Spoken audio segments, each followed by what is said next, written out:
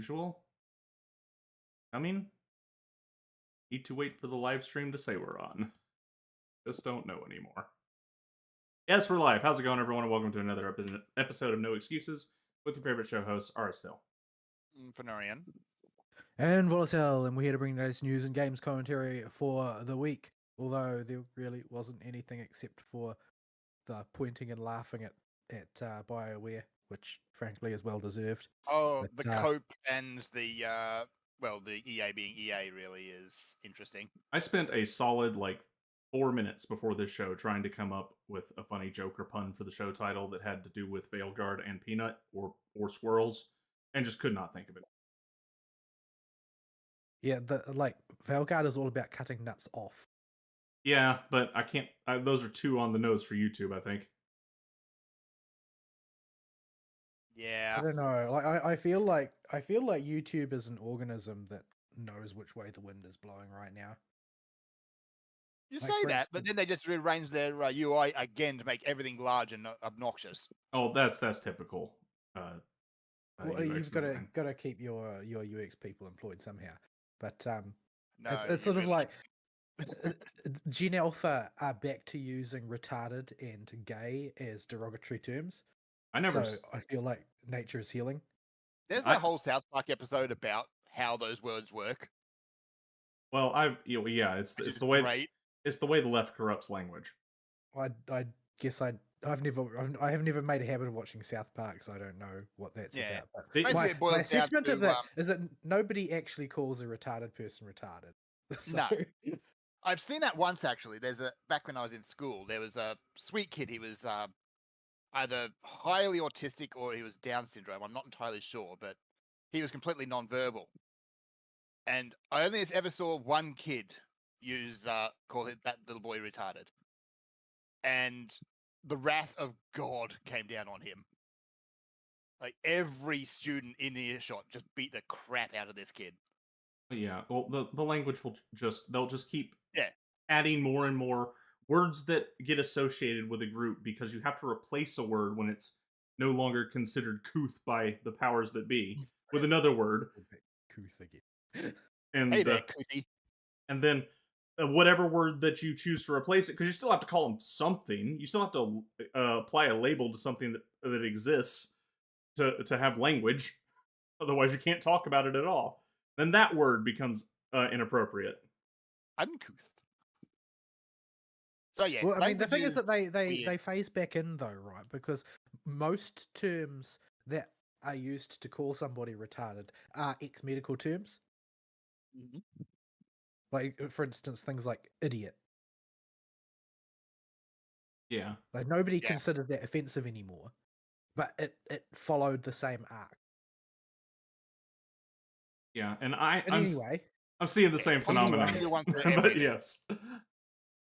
Anyway, if you'd like to get involved with the show, you can do so by sending us email, if we check the email box, at noexcusesvtw@gmail.com. You can follow us on the Twitter at noexcusesvtw. You can join us in our Discord server, which you can get to by clicking on the link provided in the archive under the show description on YouTube. There are no emails. Well, there are emails, but they're all spam. That sounds like a typical email box, really. Also, my phone. I wish my email box only had spam in it. I'm tired of getting emails. Every time I get an email, it makes me angry. If you have attempted to contact me via any method other than Discord these past several weeks, my apologies. I probably didn't get your message. Ministry for Primary Industries is reviewing their quarterly microbiological data, which means I'm being pestered by them. Oh, great.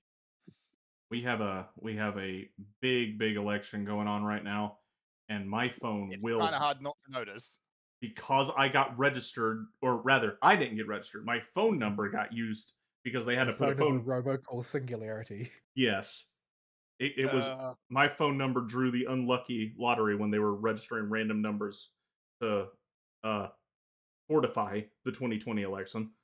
It is a singularity for Jane, registered Democrat. I am so glad those calls are illegal in Australia. Well, I think they're illegal in the US as well, aren't they? Calls are. It just doesn't stop anybody. Calls are. Texts are not. They never got around to updating the legislation for texts. Yeah, at most in Australia, you get like the usual wandering around and handshaking, and maybe you'll get a how to vote card in the mailbox, and that'd be about it. Because Australia approach all our politicians, regardless of who they are, with utter contempt. I mean, yeah. So, Nahita's adorable, but Fern, what did you do this week? I did Drunk Cowboys again. The last major Drunk Cowboy, the last Drunk Cowboy event completely of the year. Because it's Melbourne Cup, and now it's time to pretend people care about horses. Even though they don't actually care about the horse races, they just go out to the racecourse and get absolutely crap-faced. So yeah, that was my week event last night, and 15 hours of that, no thank you. But anywho, done a bunch just of chipping away at little things this week. I think I might be starting on another Xenoblade run because they announced Xenoblade Chronicles X on the Switch, which I am really hyped for.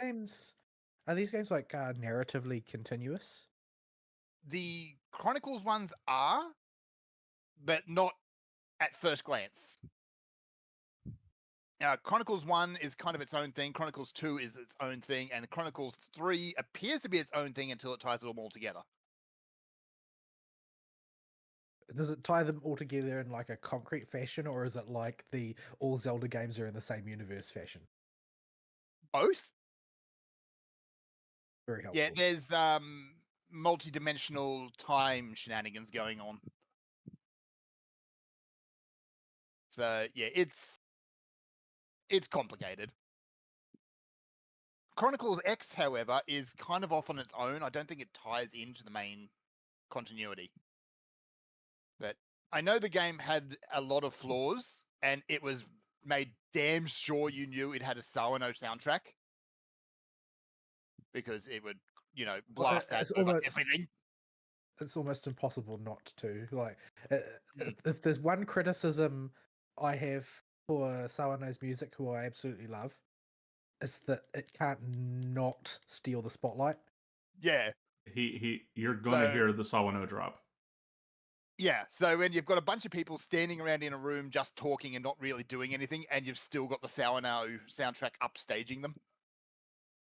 Yeah, it is a problem. Like, it's extremely good music for dramatic non-dialogue scenes and virtually worthless for everything else. He does not do downtime music, really. So yeah, throughout most of the game, you kind of expect characters to stop what they're talking about and go, huh? What? I can't hear you. But anyway, it's got a lot of faults, but I still love the game. And the ending was, let's face it, kind of crap. It's like, oh, where everything is bad, everything is screwed. The end. Enjoy. So yeah, they're going to give the game a coat of paint, give it a new or improved ending, and use that to herald the end of life of another console. So that's 2 it's done now. Fantastic. Which means the Switch 2 will probably go out with Xenoblade Chronicles X again. This looks like any time Yoko kisses a man in Gurren Lagann or something. It's starting to get that way, yeah.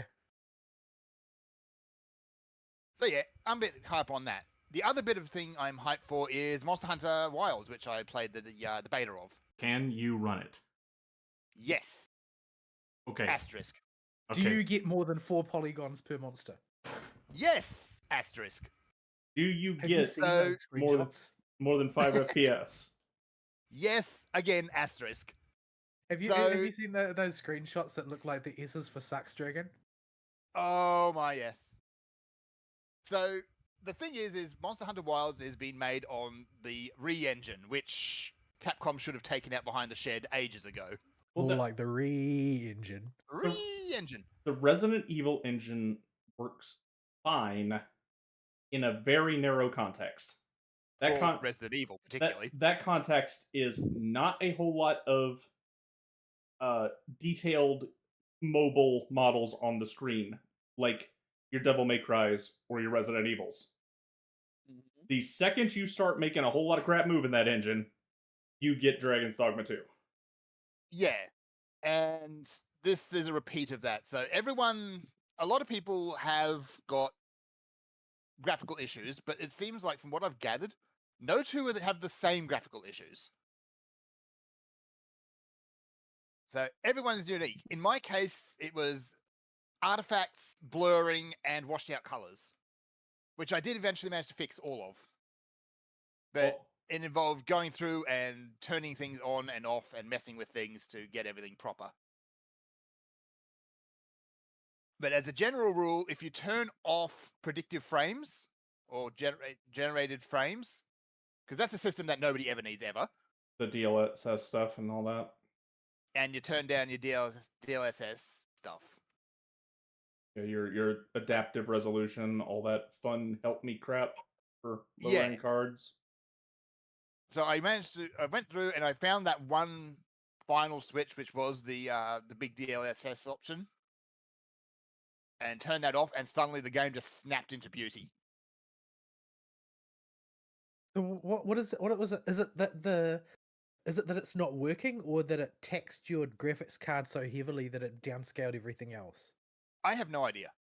What I've noticed 'Cause- with that adaptive frame rate, the DLSS stuff, and all the apparatuses that work and serve similar functions, they are very, very dependent on the driver of the graphics card. And if the driver does not account for the game that you're playing, it is awful. Yeah. In this case, I got the artifacting because the generated frames, I think I was running at like 59 frames, so it was still trying to generate. And I got the horrible vibrating artifacts around just about everything whenever it moved. But turn that off, that solved that problem. I've seen some screenshots of some real Mario 64 looking shit. Oh yeah. I don't know what causes that. It's the SS for Sucks Dragon. It is the SS Sucks Dragon. He wants to be involved. He wants to be featured as the next Elder Dragon. He do. I'd fight that. But Like yeah. Pyramid Head the Dragon. I mean, yes. Yes, please. But once you get through all of that, I started playing the game and realized, Rise taught us a lot of really, really bad habits. Yeah, that first fight against I forget what it's actually called, the buff toad, is very, very easy because it's like prologue tutorial monster, as you'd expect. I don't think it's actually possible to lose that fight unless you deliberately go about getting hit, because yeah, it does not really attack at all at much. So, aside from the Silkbind skills, they got crammed onto the weapons, and some of which I've heard have come back as regular things. There are three aspects I think of when I think of Rise combat versus World combat. That is from least important to most important. Uptime is universally higher for every weapon type, aside from the ones that are built around uptime, like dual blades. Mobility is significantly higher across the board in Rise. And most importantly, recovery is free. Yes. How much of that and those three aspects of Rise sticks around that you have noticed?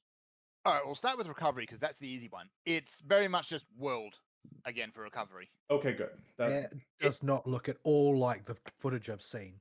I've seen people do some stuff that's absolutely freaking criminal. Yeah, there is some of that still, but as a general rule, if you get smacked hard, you're going down for a little bit. Is it unless you're using the longsword? In which case, that means you're using longsword. Yes.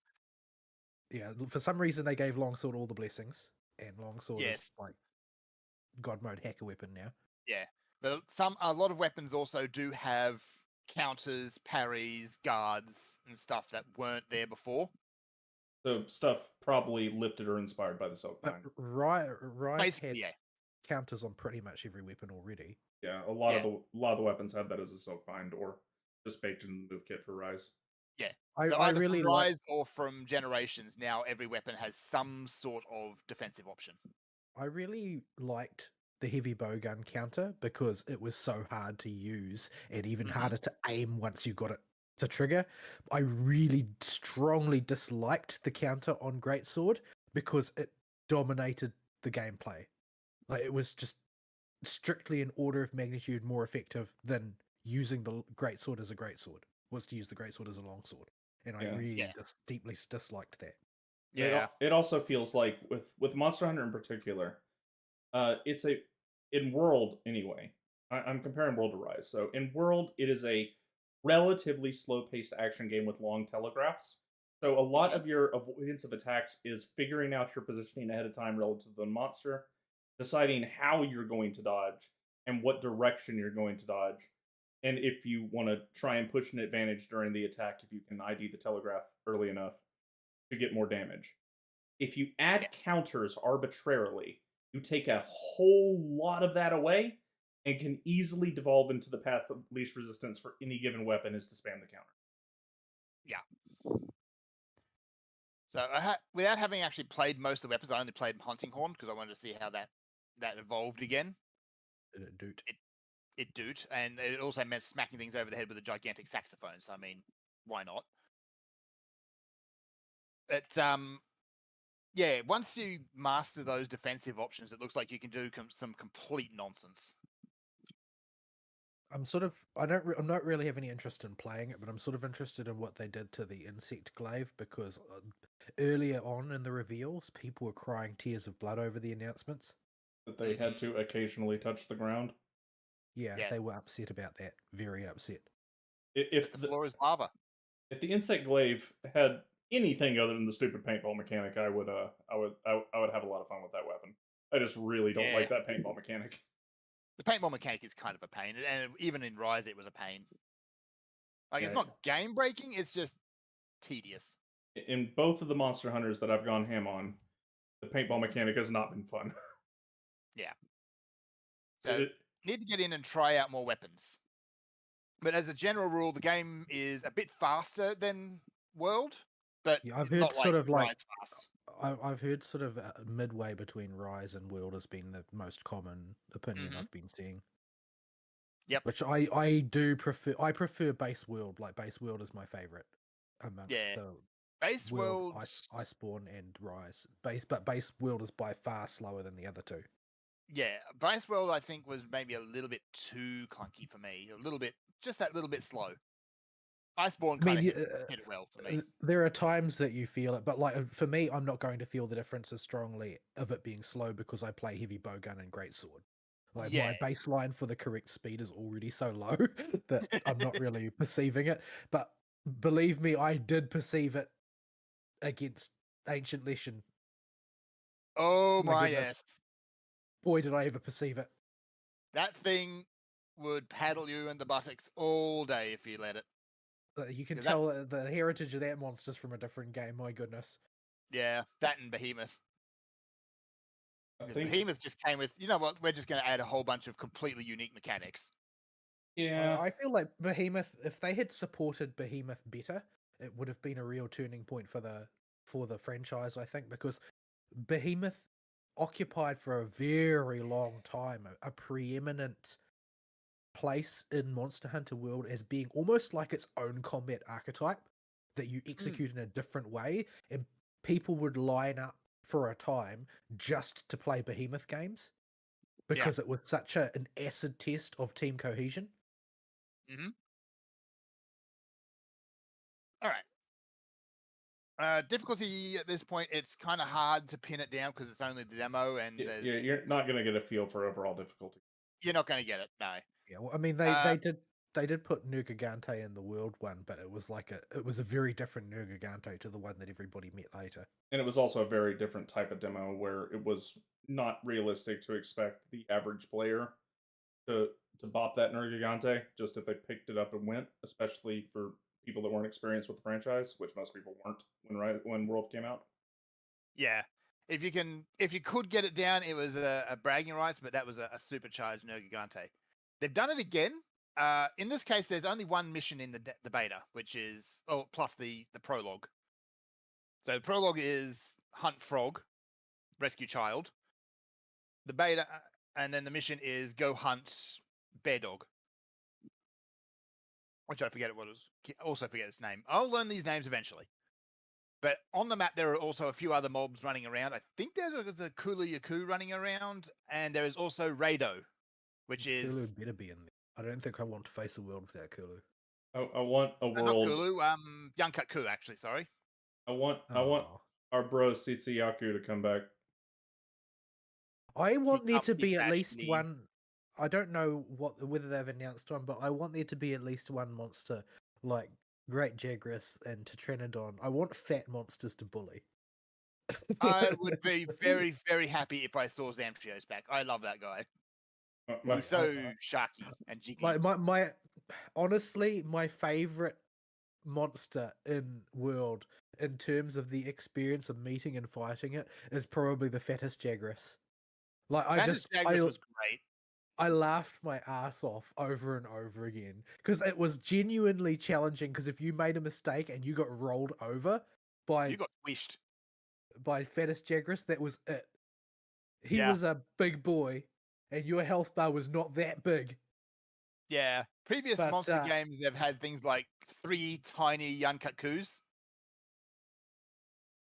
Like they were smaller than your Palico as tiny monsters, and my favorite quest in world though was the Final Fantasy tie-in where you hunt the Kula Yaku.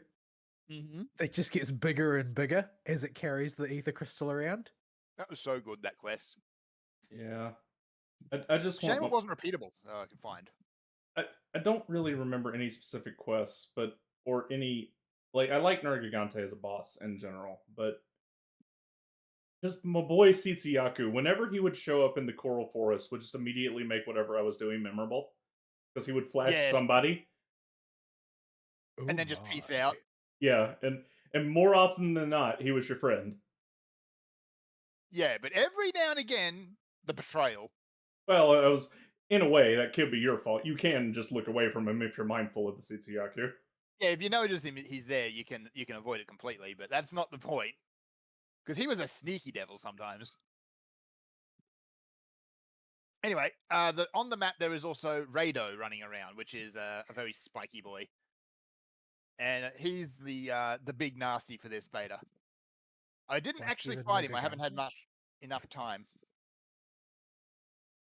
Like how spiky are we talking? Are we talking like that spiny rose themed one from Rise? Are we talking Nergigante? Are we talking probably Seregios? Yes, closer to Steve. Are they going? I heard that they were going full retard with AI companions in this iteration as well. They are. If you send a SOS flare up and either you're offline or you cancel out or whatever, it will fill the empty slots with AI companions. Again, I haven't tried them to see how powerful they are because I've been very limited on time in the last couple of days because, these betas always drop on weekends that I'm busy. Where's your swing set, Fern? I do not have a shuttlecock.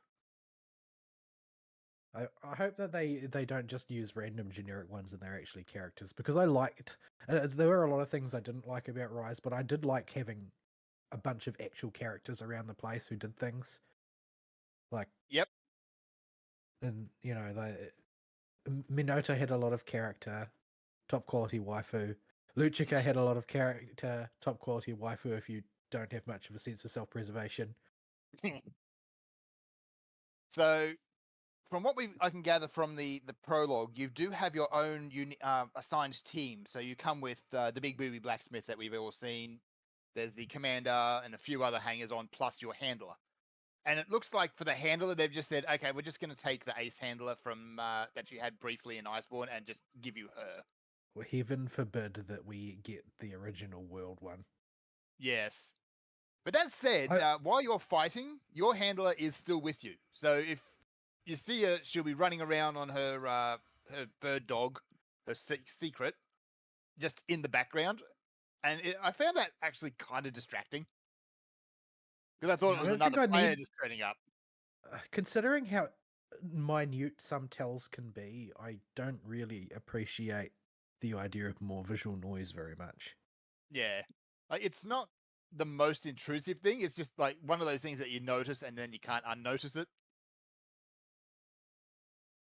Yeah, I've So, seen as an aside, the thing that I've probably seen the most of on social media is people having fun with the character creator. yes, it is I've seen a step I've up. seen some rather terrifying things. I've seen a dead ringer for Michael Jackson, except it's based on the male hunter model, so the jaw is incredibly wide. Uh, I've seen characters like I've seen like an absolute dead ringer Majima. That's both awesome and terrifying. Yeah, I've seen people manage to very, very successfully recreate a lot of characters. Yeah, it is very powerful. They give you a lot of little sliders and things you can tweak and twiddle with. Although, to be fair, I might have a slightly distorted perception of it because the other thing that has been going through my feed is Veilguard character creator work, Yeah. which is a Oh. totally different kettle of fish. There's been that picture going around. I think it was Heel versus Babyface made a character in it, and it's something else. But my Monster Hunter character, I think, looks more like a pirate than anything at this point. So maybe I should just tweak that, lean into it, and become a pirate. If I don't have to download the D-Man Jaw the Ladies mod, well, I'll take it. It's a win. Yeah, the ladies, you can make a fairly beautiful lady. I've seen some that suggest you've got a bit more control than you used to over things like the jaw width on Yeah. women. Yeah. The thing with Monster Hunter character creator is ladies have man jaws.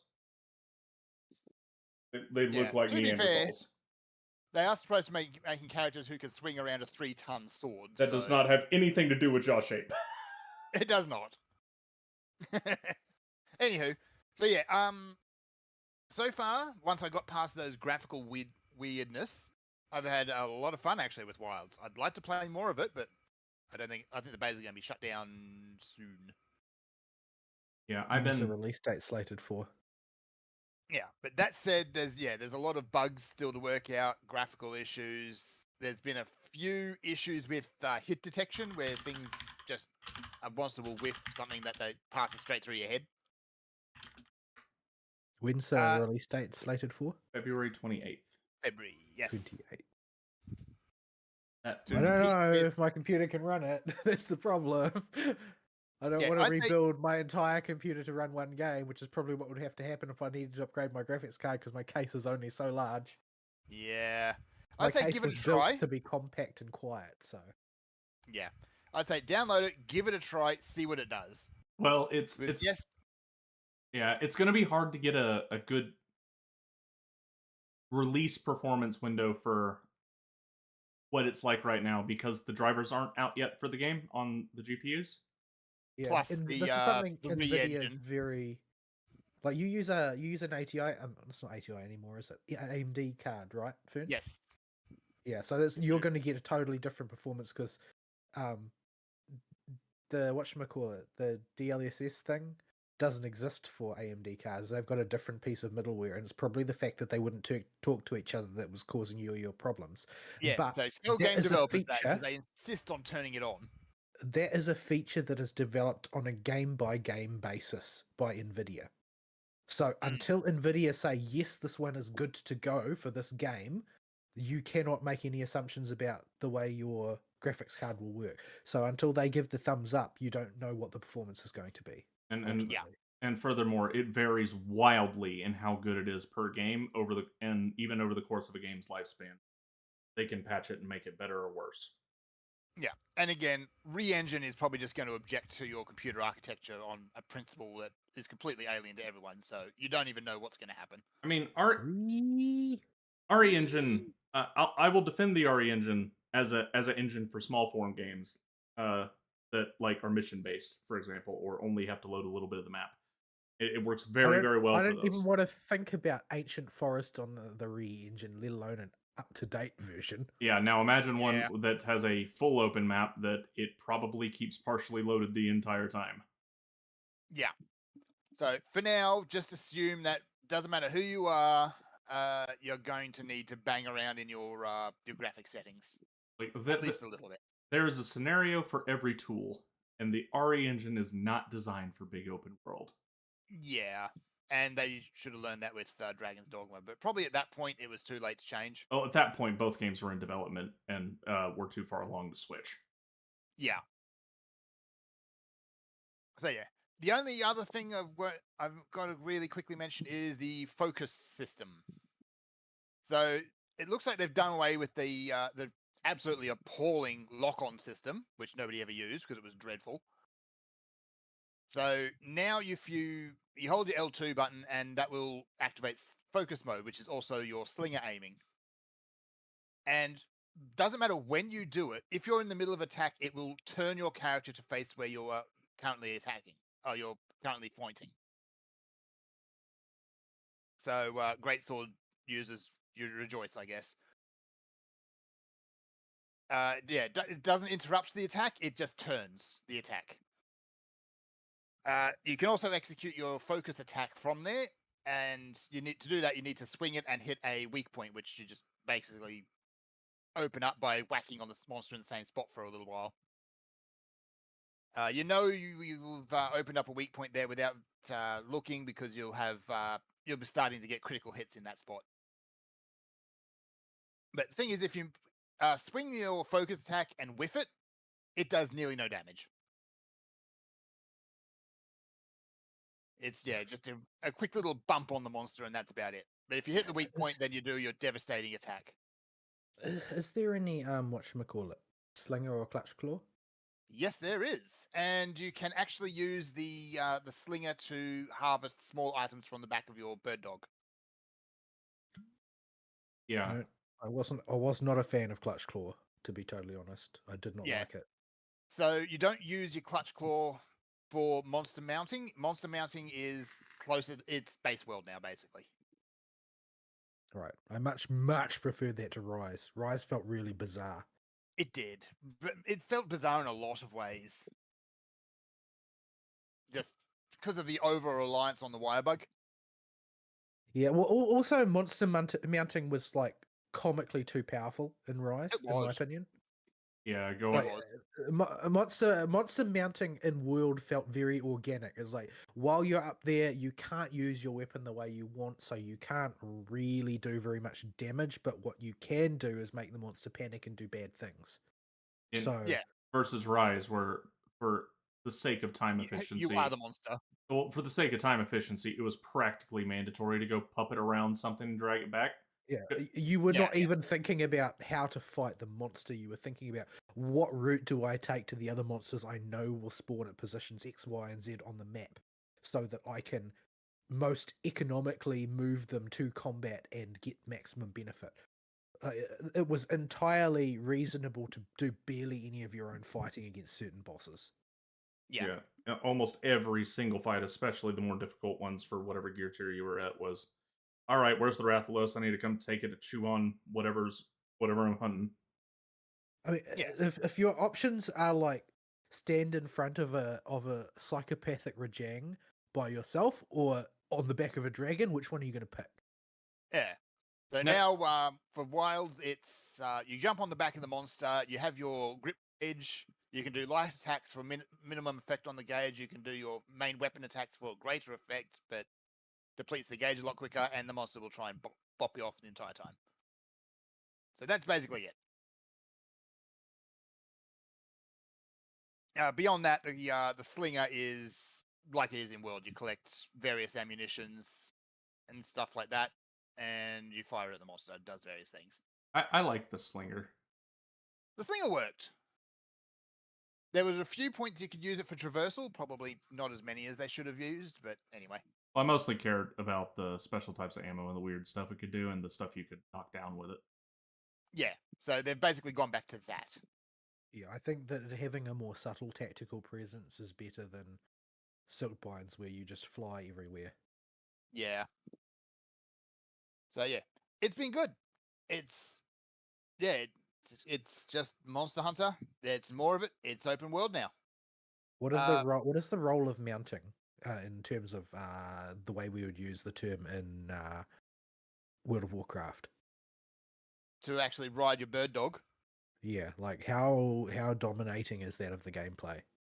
Not overly, because it's the world's so big. You are going to need to use your mount to get around basically anywhere, but it doesn't go anywhere it shouldn't.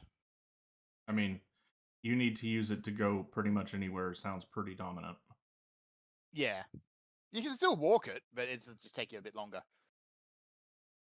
You can jump on the back, you can drive it around and just move faster, or you can set it to auto path where it will just follow the scout Yeah, flies on stuff. you see that really seriously damaged the exploration factor in World when they introduced Device Spawn, Yeah, because it was always the path of least resistance to simply put it on auto so that you could, buff up and sharpen your weapon and stuff while Yeah. the mount did all the work for you. so you can still do that, or you can set it to auto path and just aim your slinger around and gather everything from the back of the dog as it goes past. It's not very So- hunter-like. It's not very hunter-like. It That's doesn't let theme you pick park up. ride-like. Yeah, you can't pick up big nodes like bone piles and stuff like that. But yeah, the small stuff, yep, you're gonna get a lot of it. So yeah, you can ignore the bird dog, I suppose, and just Yeah, well, woof it. see, that's not what it's about. Like the design is going to be oriented around what you can do, not what you opt to do. Yes, And Yeah. I and I don't. suspect like, there will be a few places you must use the bird dog. you're just sort of wasting a lot of development effort if you make an area which is designed to be explored and then give people a way which is optimal to avoid exploring it. Mm. Yeah. Yeah, I see what they're trying to do with the auto path. It's supposed to give you a bit of downtime and let you buff up and all that, but yeah, you do lose a lot of the exploration for it if you can just set your dog to go take me to the monster. Yeah, like I remember in Base World that even on routine missions where you're just farming the same dude, I would often actually adjust my path to go hit some of the higher value resources on the way, even if it Mhm. wasn't the fastest path to the monster, because Mhm. I was already having to leg it there anyway, so might as well get a few resources on the way. But Yeah. in Rise, there was not a single time where when I booted up a mission, unless I specifically needed materials and was low on stuff, that I wouldn't just hop on the dog. Know if I needed to go gather the stupid stat bugs, and, Yeah. or not, and would either just auto path to the boss if I didn't need the scout bugs, or if I didn't Please need the tell me they scout don't bugs. put birds in there. There are no spirit birds. Thank goodness.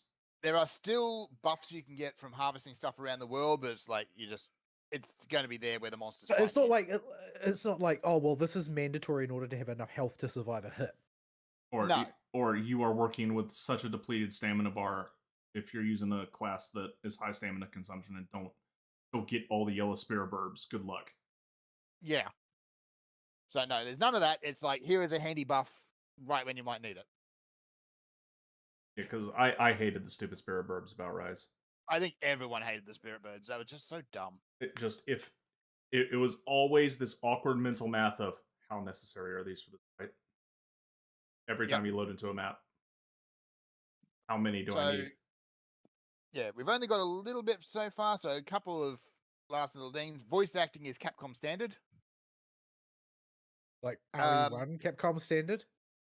Not that bad. Like Mo- Capcom standard varies pretty wildly between camp competent and butts. Yeah, it's kind of camp butts. And Jill Kind of in the middle. Sandwich.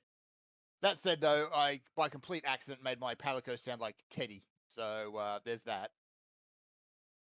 It's just cat puns instead of bear puns. I'm going to miss the Palamute. You're such a good boy. I usually used double Palamute. Yeah. The option is there right when you create your Palico to say, do you want it to actually talk or do you just want it to meow? Absolutely not. I do not want my Palico to speak ever. Yeah, Edgeworth Yeah. is going to continue to meow. Especially because I think with the more masculine voice you can give it, and you tweak the pitch down maybe 2 tones, You you get Navaroo. Yeah, you are immediately reminded me of a certain cat. Yeah. Nobody wants Napiru. Oh, not that cat. I'm thinking. Oh, What are you what was it? talking about? There was. I can't say it on YouTube. A person of deep projects in the city persuasion. Just Voice tell it. us what IP we're talking about. I'm trying to remember the name of the character in the IP. This stupid cat. Now I'm brain farting on what show he was from. He was a humanoid cat that sounded like he was from the inner city. Log Horizon. Yes, that sounds Oh, right. him. The He was such a English gentleman. version, at any rate. I never played it in English, so I don't know what he sounded like. Yes, I never Yanta. watched it in English. I always watched it Yeah, in there you go. Japanese. Yanta. There you go. I don't know Um, if you could. It might be funny if you could make your Palico sound like Kenshiro from Fist of the North Star. I tried. It wouldn't let me. Unfortunately, it doesn't go down quite that deep. And the bass voice is very high and goofy in the best place. So yeah, I think the lowest you get is like Bryce Papenbrook protagonist. That's awful. So yeah, or you could just turn the voice off and have it meow. Oh my what? If that was an available option, I would absolutely leave it on.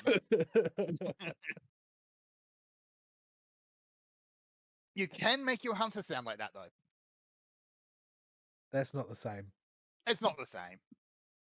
Well, you can make it equally weird, I suppose. Because there are no restrictions on what you can mix and match on this character setting, so go nuts. But yeah, so far, I'm liking what I'm seeing.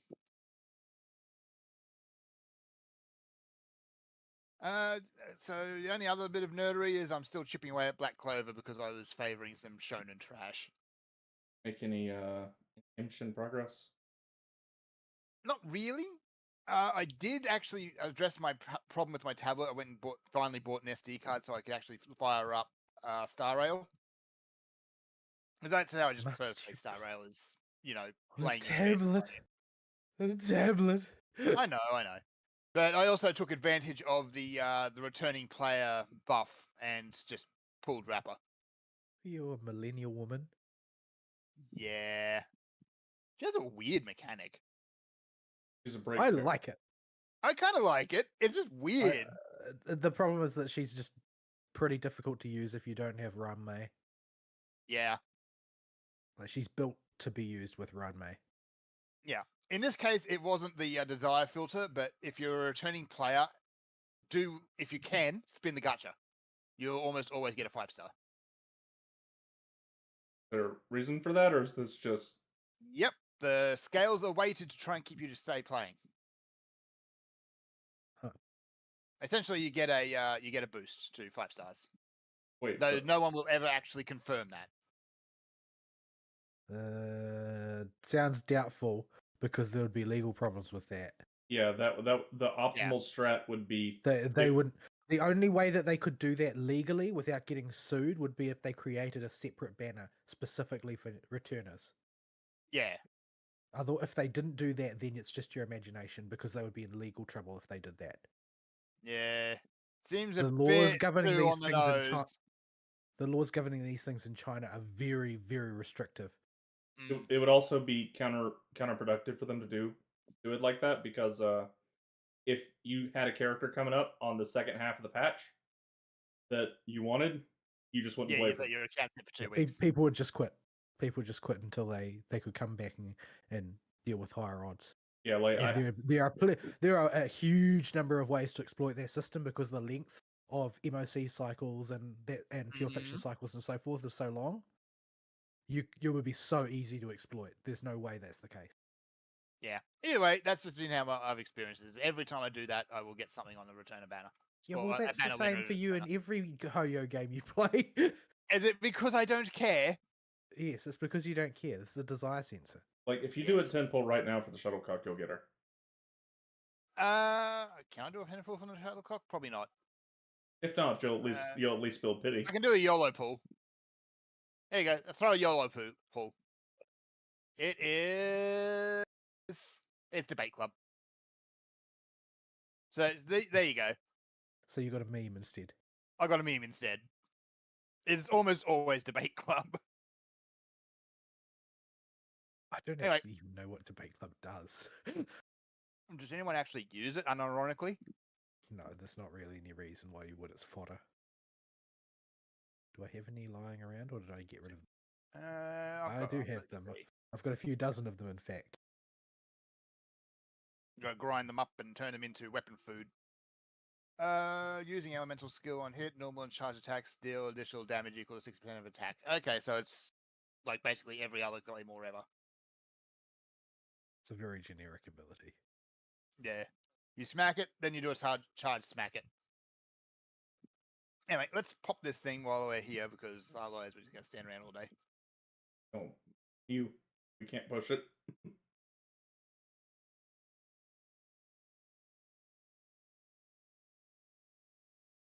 Also, double Nahida is... Whoops. Yeah.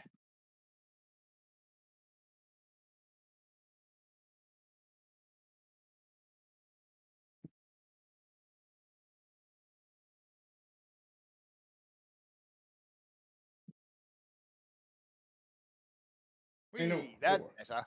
It works. Yeah. Actually, I need to go stand over here for a bit. So yeah, that's basically been my week. Is chipping away at Black Clover. I'm over the screamy Asta phase. So once you kind of get into the Royal Knights training arc or challenge arc, you're kind of over it at that point. Yeah, I didn't follow it any further than when it stopped last time when the anime stopped last time, and which I think was about halfway through the Elf arc. I haven't really been able to pick up any anime since. I don't currently have a Bob. So yep. There's a chest here, by the way. I don't currently have a Bob, so I haven't really picked up any anime this season. I don't know if I particularly want to, because it's a huge time vampire, and I've got too many time vampires as it is. Yeah. If there was something that was really exceptional for me to watch, then maybe. But even the social media chatter hasn't illuminated anything that people think is exceptional, let alone something that actually is. So no, usually at least there's one meme anime that pops up, but I haven't really seen anything this time around. There's not even a Nokotan. There is no Nokotan. Actually, let me see. Season anime. That's the other thing about Rapper. Her voice actress is Nokotan. Oh, that actually kind of explains a bit. Let's see. There's a new season of ReZero. There's always a new season of ReZero. My goodness. Actually, it's been forever since the last season. Yeah, has it really been that long? It doesn't feel like it's been that long. In several years. I guess people just never really stopped talking about it. Yeah, I suppose. I don't know if that's because it's good or because it's meme-worthy. The problem is that the last season of ReZero was so good that they're not going to top it. It's just going to be downhill from here. Yep. I do not see how they can do better than what they got. Let's see. Going to very quickly skim all this. You've got a new season of Dungeon Machi, which people like. I don't. There is more of Shangri-La Frontier, which is good. There's more Bleach coming on from the 1,000-Year Blood War. There's new Blue Lock. I need to finish watching that. Yep. There is Isekai. There is Isekai. There is Isekai. There is Isekai. Season 2 of Tower of God at long last. I don't know. Blue Exorcist is really Blue Exorcist. The Blue. I like it. Like I've got the manga, so I like it.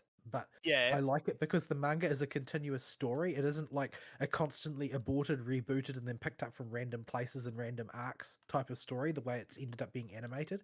Like if you watch the anime version of Blue Exorcist, like the first one, it doesn't make any sense, and it only sort of like loosely intersects with the real story. It's like all of the mini anime for Negima. Like they tend to start with the story of Negima, and then at some point they just sort of branch off and do something completely absurd. But the subsequent seasons of Blue Exorcist just sort of pick up in random places and then do an arc and then move on and do something else. Okay. That's There's lots of series that completely do this. nonsensical. Like Tsubasa Chronicle did it as well to a certain extent, and like Mhm. B Train lost the rights to animate Tsubasa Chronicle because they broke a Clampverse cardinal law when they were Ah. given creative control when they had animated up to the where the manga had been written and were doing filler. They immediately started breaking Clamp rules, so they lost the IP immediately. Yep. But that meant that subsequent episodes after they lost the rights would just sort of pick up in random places, tell a random story from the continuity, and then stop. It was very strange.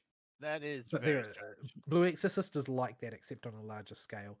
And I sort of stopped buying the manga when Book Depository disappeared, which is Yep. always the problem.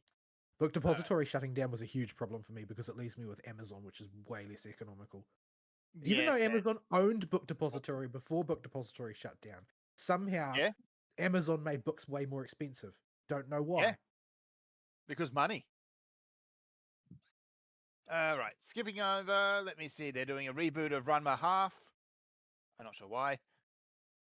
Let's see. Man, the Isekai, localization another team for that's going to isekai. be an absolute cluster F. Oh my, yes. Oh, you want to see some social media retardation? I Uh, bet The oh, answer to that there it question is. is no.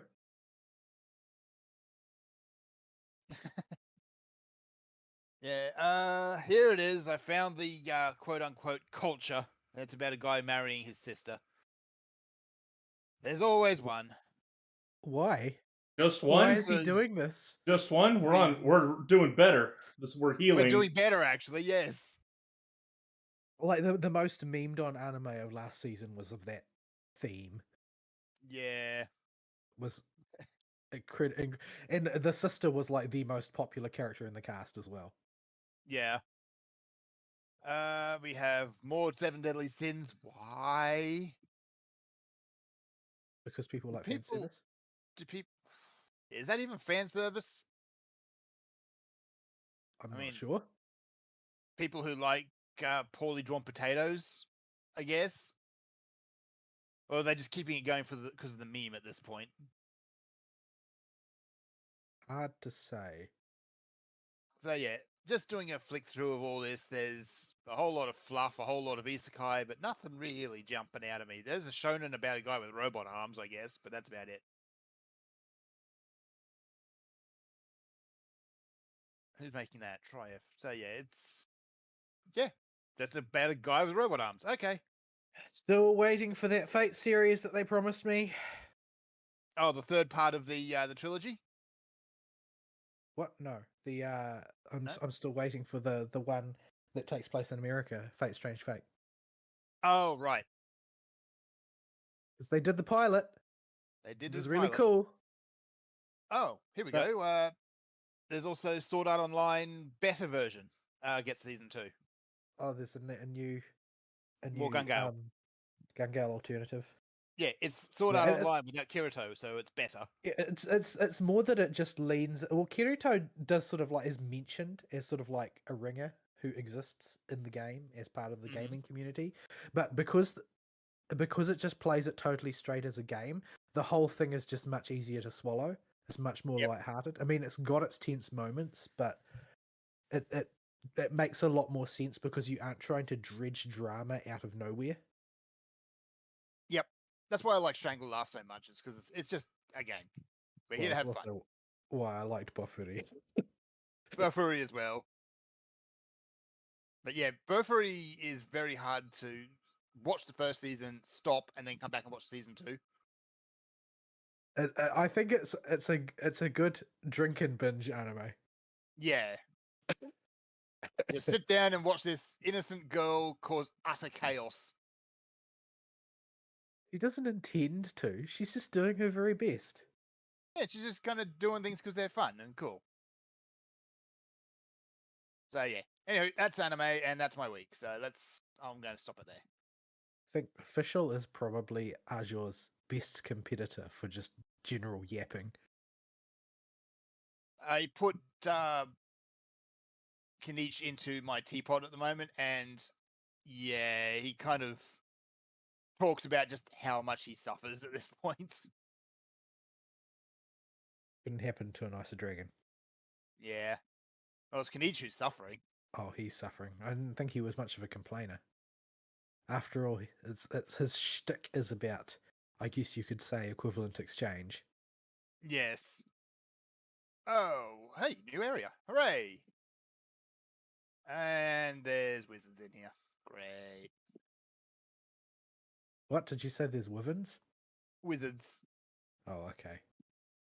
It's like running into random wyverns every time you enter a new area is very much an FGO trope. It very much is. France is full of them. It's an in-universe meme. Yes. Like it happens. I think it happens in most of the new chapters that they will arrive in a new area and they will get into one of like their first trash fights, and then somebody will say, "All right, all together, everybody say it together now. We've got wyverns." Yeah. It's a total mood shatterer, but they always do it. They always do it. It's a shame that FGO is just kind of falling off. They made too much money. I think They did. this is one of those things that happens when you make too much money. And I think it's the thing that Hoyo is at biggest risk of is making too much money and resting on their laurels. I heard. I don't know if this is true. Oh, that's a Hydro Abyss Mage, and I brought Barbara. Yeah. I can fix the and other like one. Yeah, you get the other one. I don't know where you guys are, so I can't help you. You do You're Barbara miles things away so from me. Kanichi will actually get back up again. There we go. I have no idea how to get to wherever you are. There's a very small side tunnel. Where though? Go to the teleport point closest to us, and then cross the bridge across the gap. Yeah, I'd say come the way I did, but I went bridge is Natlan above character me. route. How do Yeah, we get there? Let's see. Quite a bit above where we were. There we go. All right, so Vol, what's your week doing? Not much to report on Blue Archive this week. Not much has changed. It's still continuing from last week's the band event thing. The JP servers is doing another idol event. The idols in question this time are Mari and Mine and Sakurako, who are all eminently not the sort of people who want to become idols. So I'm not really sure exactly how they pull that story off. Kind of looking forward to seeing it, to be honest. But yeah. What else did I play? So in Genshin, I pulled on the Nahida banner and got Nahida in relatively short and sweet fashion, allowing me to hoard more resources, which is good because I am hoarding resources for Granny Sitlali. I liked her so much in the story. I don't even really know why. I just really liked her. So I'm sort of completely wedded to the idea of pulling for her whenever she comes out now, which means I need to reserve a whole bunch of Prima Gems for her. And she's cryo, so I'm sure she's going to be terrible unless Yeah. unless the cryo modifiers are enough to improve the situation for cryo. But yeah, it's I can't not. It's I gotta. I hope that they do manage to reboot cryo. I guess you could say, because it's sort of a bit of a shame that it's been left on the back foot. And I kind of feel bad every time somebody is like crying tears of blood over their inability to get Shinhei or Ganyu or Wriothesley or end user license agreement or whoever, because they're cryo and cryo banners just don't happen for some reason. I really enjoyed actually seeing Shinha and her storyline, and it'd be a shame to not get her. I don't actually have any idea how good she is whatsoever. I don't know either. She's from quite early in the game story, so maybe she's not great. But from what I've heard, Ayaka is still extremely competitive. Not competitive the way Nouvelette is competitive, and maybe not competitive the way recent meta teams are competitive, but still like a character that is completely usable, completely reasonable to use. And considering I use characters who are completely unreasonable to use, like Ningguang, then provided that we can hit that bar, we'll be good. We'll be golden. On So the I did plus get side, Nahida. you'll have Electro Shield solutions. Is That's fine. Cryo the canonical solution Oopsie. to Electro Shields? Yeah, Cryo is the best option for Electro Shields. Yeah. Oh, enjoy your completely unnecessary Azure Okay. because Hi, I Azure. pressed the wrong button. So he's just gonna, just gonna blast things and leave. There you go. Do its thing there. Okay. Great. Fantastic. See you leave. Yeah, so I got Nahida. I haven't built her yet because I needed a lot of resources, and a lot of those resources appear to be primarily acquired through use of Nahida, because harvesting those lotuses is a huge pain in the butt if you don't have Nahida. It's definitely intended that you have Nahida. For all those Take your Dory photos of them. enjoyers. Oh, well, I mean, there could be Dory enjoyers. I've never met one. I mean, yeah, well, there could be jackalopes in the wild too, but That said, while I am not what I would classify as a Dory enjoyer, I did also do the story for Nahida's birthday. So Oh, there's right. a reasonably hefty event for Nahida's birthday in terms of the number of different activities involved. Not that it takes a huge amount of time, but I spent quite a bit of time preparing for it because I needed to catch up on certain story things, and the reason why became evident relatively quickly. That, oh well, this would have made absolutely no sense to me if I hadn't done that. I would have been really, really confused. But yeah. So the one of the characters who appears in the Nahida storyline is in fact Dory, and I don't know what it sounds like in English. I don't know if it even has a sound. it doesn't. English. Okay. It is exquisite in the Japanese. Like, I have never heard a Seiyu chew the scenery so hard. I sincerely recommend that you look up the Dory scene, the Dory quest, on YouTube in the Japanese, if you can. I don't know if anybody's posted it. Someone will sooner or Because later. it is Ah! something Why? else. Because that opens the shortcut permanently if you do that. Huh.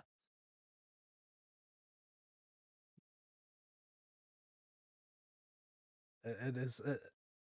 It's pretty incredible. Like, as much as Dory has an annoying voice and winds me up for a variety of reasons, gacha and otherwise, that voice acting is incredible. It's so hammy. There's nothing better than just ham acting.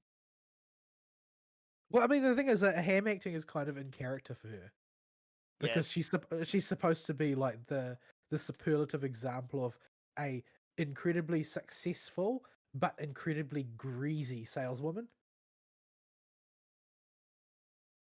Yep. Yeah, so it's I very much enjoyed that scene. I enjoyed her whole birthday, and it was sort of like a very sweet and light-hearted event that didn't have a lot of drama to it. There are several occasions in which people think that drama is about to emerge, and that never really does, because it always turns out they had the wrong end of the stick. But yeah, it was a simple and light-hearted event. I got a bit frustrated with the combat portion of the event, but that's because I was trying to do it properly. Now, Ari said it was easy, but then it turns out that most of the rental characters are ones Ari already has built up.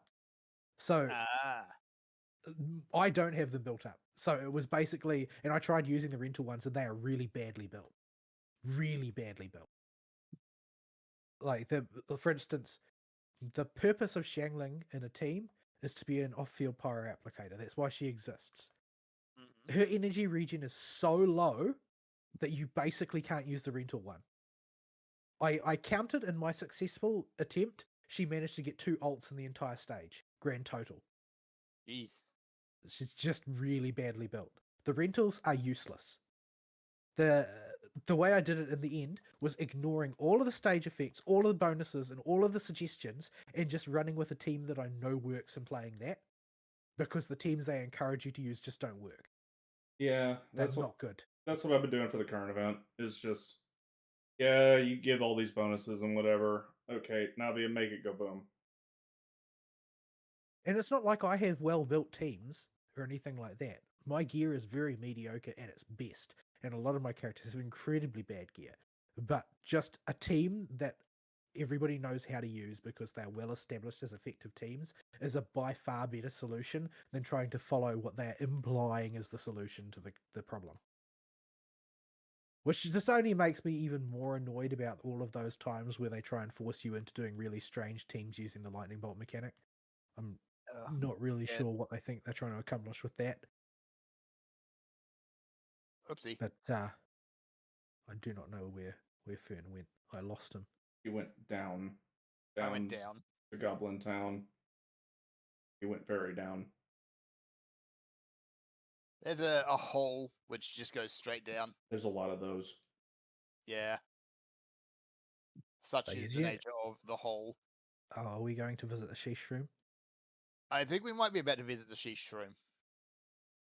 But yeah, the event was by and large very simple.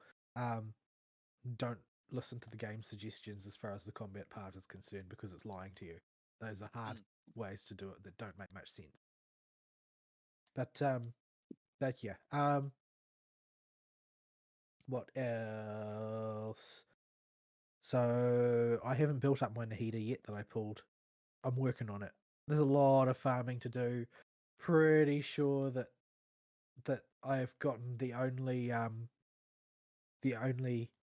elemental mastery circlet in existence, and it's terrible because it's HP defense. So At least you got one. yeah, I got one, and it's one that's mocking me. I'm having to use I don't attack know. percent.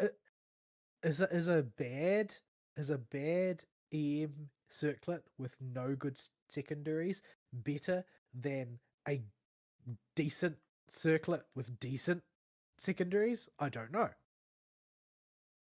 I guess it all depends on what you're going to use it for. Hard to say.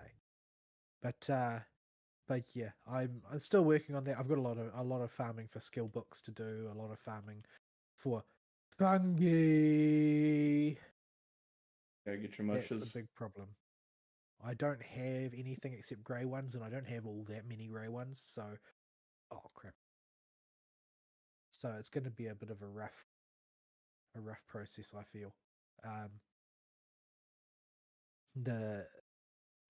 It always is, because I haven't done Sumeru. If I actually spend a great deal of time in Sumeru, maybe that problem will be alleviated slightly, because you just sort of run across the fungi as you go. Although, because my main teams both have lightning on them, I have to sort of play with one hand tied behind my back, which makes things a little bit rougher, but I guess you can't have everything. What else? I don't know that there's much else to speak of as far as Genshin is concerned right now, other than those. There's a new cycle of Imaginarium Theatre, and I don't think I can bring myself to attempt it, even if I've got the number of characters for it. It's just such an awful game mode. Yeah. I could push that hard mode button, but don't No, think I'm going to. Yeah. Incidentally, the newest survey has questions about Imaginarium Theatre on it, so you can tell them how much it sucks. Yeah, I had a big whinge about Imaginarium Theatre in the comments at the end.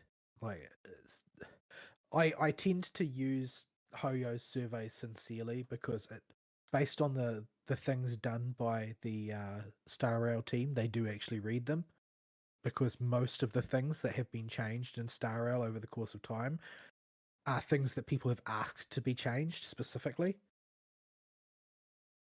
which is good in its Developers own way, I actually guess. listening to their customers? Heresy. But yeah. So what else? I did a little bit more of Unknowable Domain, and I still have not encountered whatever it was that made Aristeal so mad at it. Like, I find it reasonably enjoyable. I can see several glaring problems with it, but they're not particularly like they don't really render the game mode worthless or anything like that. They're just like, oh well, this is difficult. This is difficult to deal with. This causes too much hysteresis in the way the system plays out, etc., etc. They're all sort of problems that could be solved with tuning rather than abolition of the game mode, which appears to be what RSTL wants. I kind of enjoy it. I like building the scepters. I like constructing the Rube Goldberg machine and trying to build a perpetual damage engine by the time I hit the boss. I don't know at what point it's going to get frustrating because it hasn't yet. I know occasionally you get a rough run and it takes you, half an hour to kill the freaking boss because everything just doesn't seem to want to do what you want. But generally speaking, my experience with it has been very good, and I've constructed several entertaining machines out of scepters that I kind of wish that I could keep just for a showcase because they performed so well. Haven't found any problem with the characters I select being irrelevant. I've found that there are a handful of little ways in which certain characters' normal process of events seems to bug out a little bit because of the number of things taking place at one time. But generally speaking, it's performed very well for me, and you can model scepters that perform like blessings that cause your characters to do huge amounts of damage as well, depending on how you use them. I'm starting to think basically that the only difference between RSDL's reception of Unknowable Domain and mine is our difference in psychology. Because when he looks at words, he sees words, and presses close. And when I look at the words, I immediately identify the keywords and understand what the thing does. So I can intuitively build the scepters quite effectively. And my goal is to not have to do anything by the time I get to the boss. Like, if things are going well and I'm constructing the right pieces with the right upgrades in the right order as I go, then I hit the boss and the perpetual motion engine will kick in as soon as I get the right sequence of abilities to go off in a row, and everything dies in a hail of numbers with like 12 digits. That's a lot of This damage. is what I live for. That's what you should be trying to do in a JRPG. Make infinite damage happen. So I've actually been having a good time with it. There are some massive issues with it, most of them involving sort of like the scaling curve of various things. Like the bizarre thing that results in like Torment 0 being harder than Torment 1 is a product of this.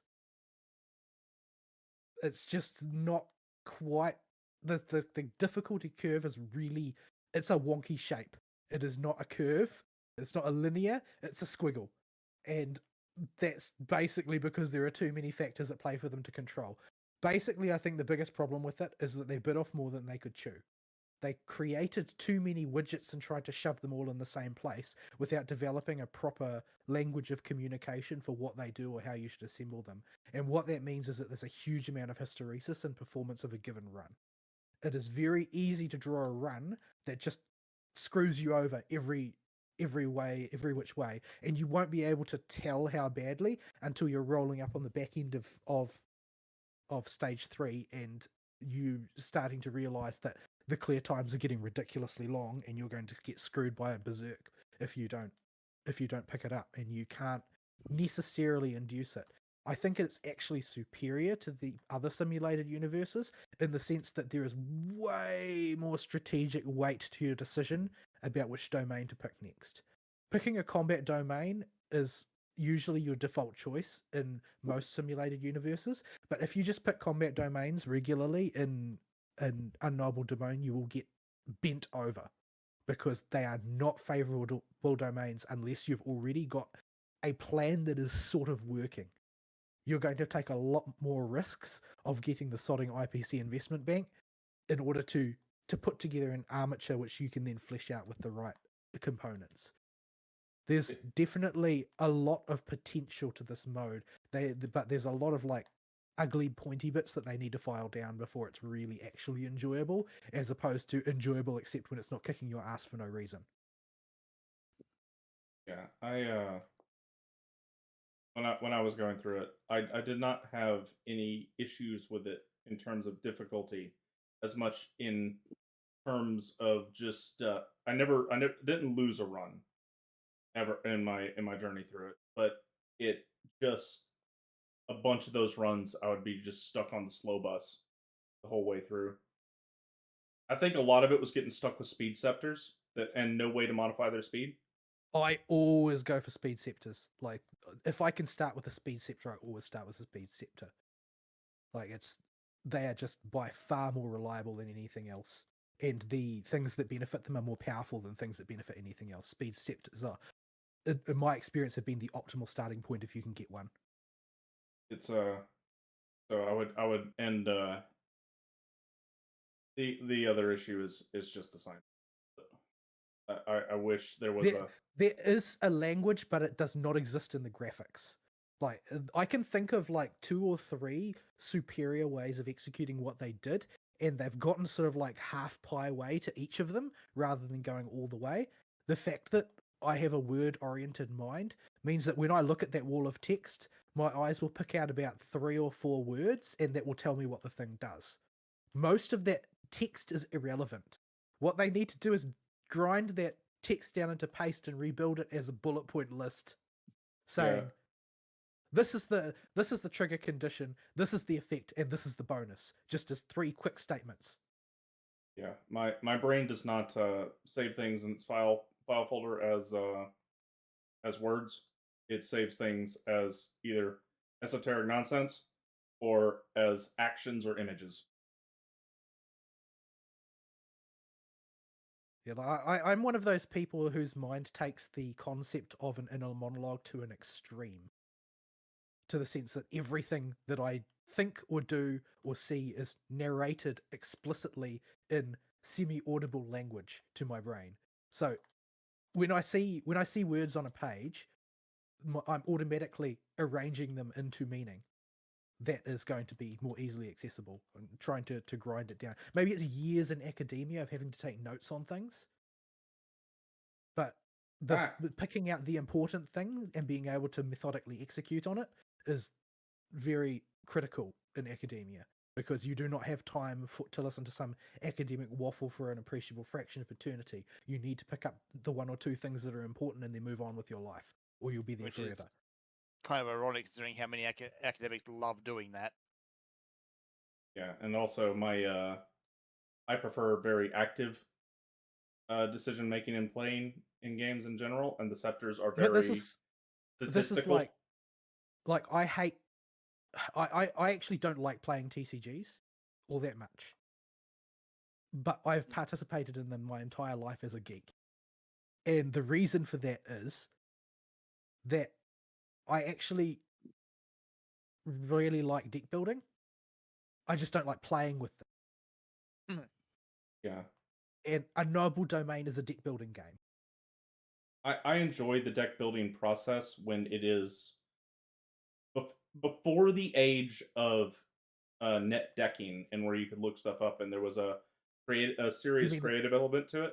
The period which everybody got to experience in high school before the internet. Yes, that era I enjoyed deck building. Modern deck building I hate. Because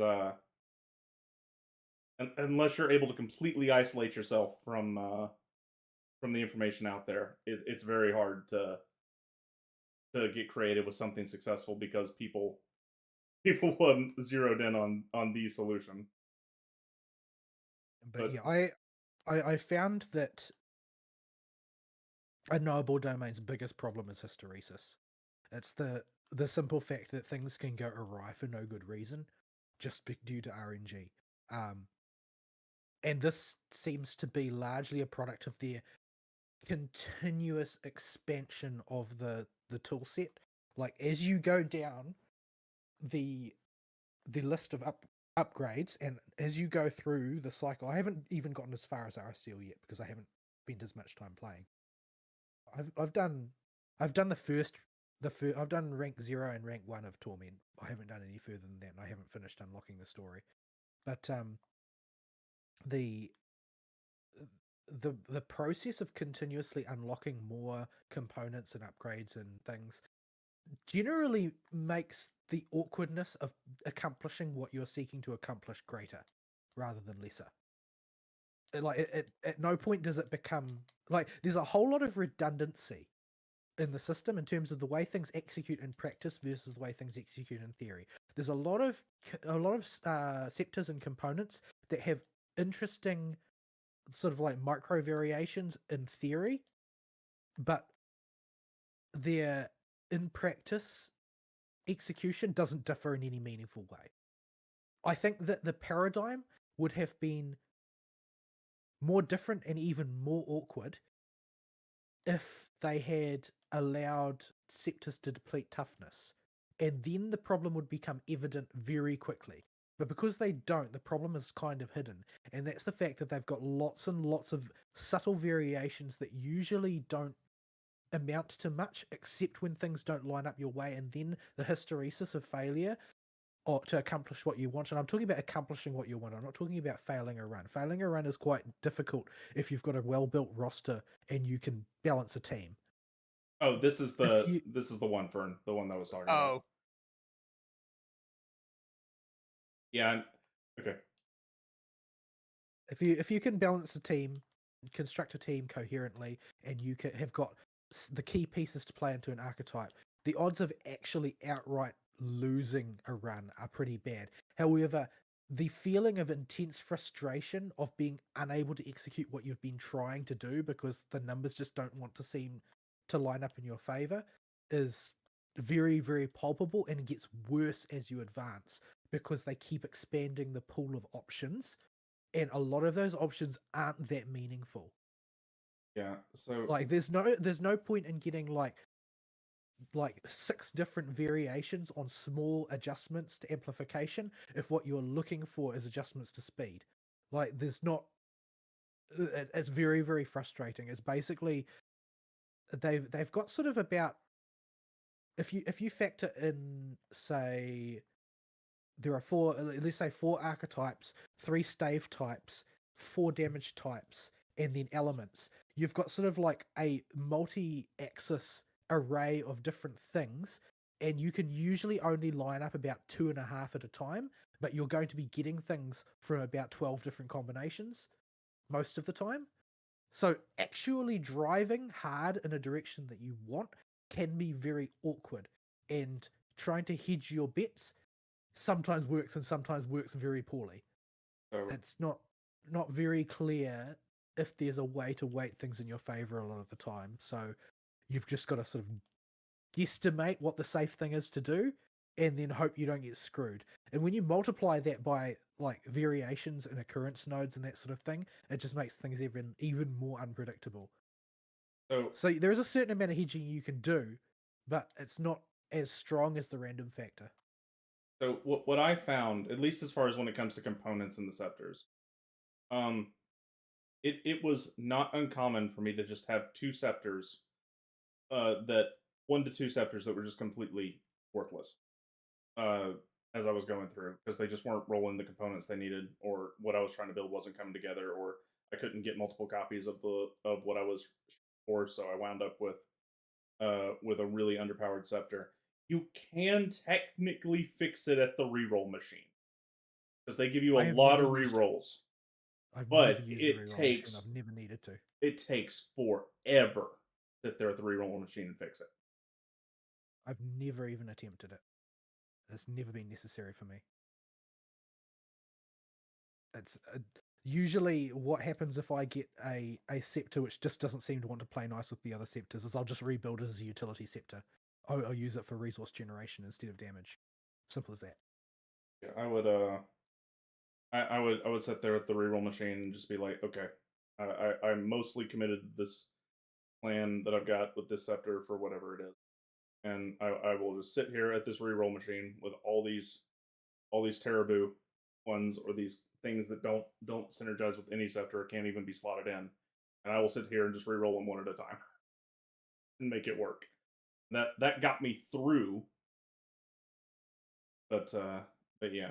Well, I mean, I I haven't done as many as you have, but I haven't run into that problem. It's just not been a thing. I haven't used the reroll machine at all. Like my approach is to make lemonade.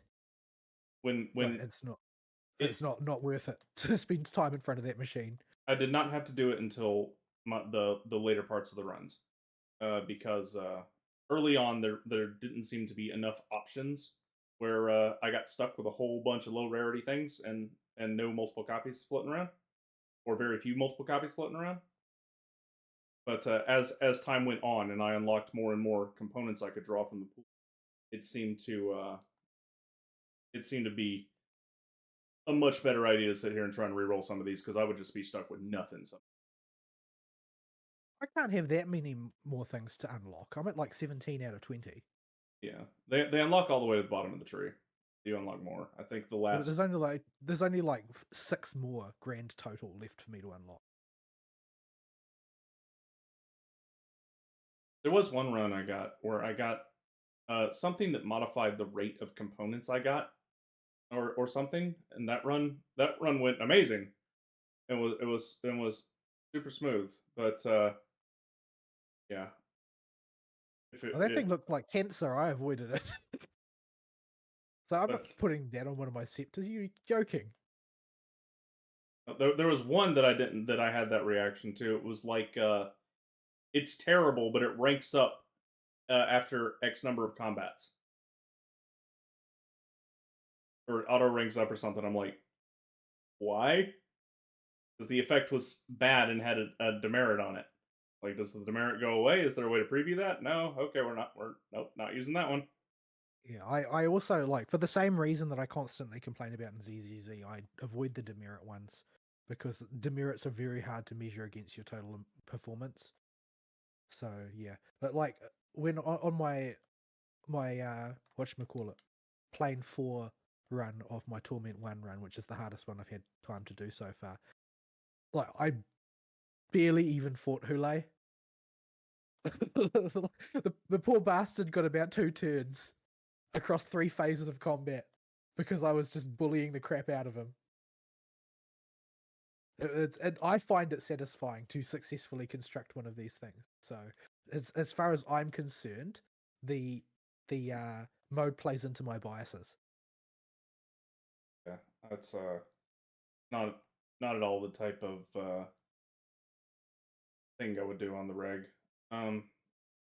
It's I mean, it's still not my favorite thing to do. Like, I don't think that type of gameplay is ever going to be my favorite thing to do. I'm not gonna find myself doing it for fun because it's not real. It doesn't really accrue. I would definitely do it if I could save builds for use in other modes, the way you can with Divergent Universe, where you can save it for your farming mode, because I need to do that all the freaking time because my luck is terrible. When it comes to the gear, I just get rubbish over and over again. You didn't open another shortcut, Fern. Yep. Thank you. Standalone, I can't see myself doing much more than completing the story. Like, there doesn't seem to be, unless I absolutely just want to take the masochist approach. There's not really a strong incentive for me to push much further than Torment 1. Like, I could do Torment 2. I'm sort of interested to see, because apparently they start applying damage modifiers to the player as well as to the enemies in Torment 2. But I don't have. I'm at this point. I just want to finish the story and then move on with my life because I've got too many games to play as it is. So, Yes. So and for farming that mode, not necessarily what I want to do. There's still some jade buried in there, but the most of it can be like, oh well, there's if they want to bring this mode back, well then have an event where you get a bonus and then I'll play it. Oh, this Or something puzzle. like that. I'm seeing nonsense. I don't even know how to get to wherever you guys are. There's a tunnel. I'll come back. Yep. I can find out how to get out of It's the like ditch. you're above me, but when I look up, I just see stone. Okay. Find the entrance. Geo, Animo, Electro. Oh, do we have some shenanigans here? Yeah, this is the multi-element the puzzle. I'm approaching the mouth of the cave.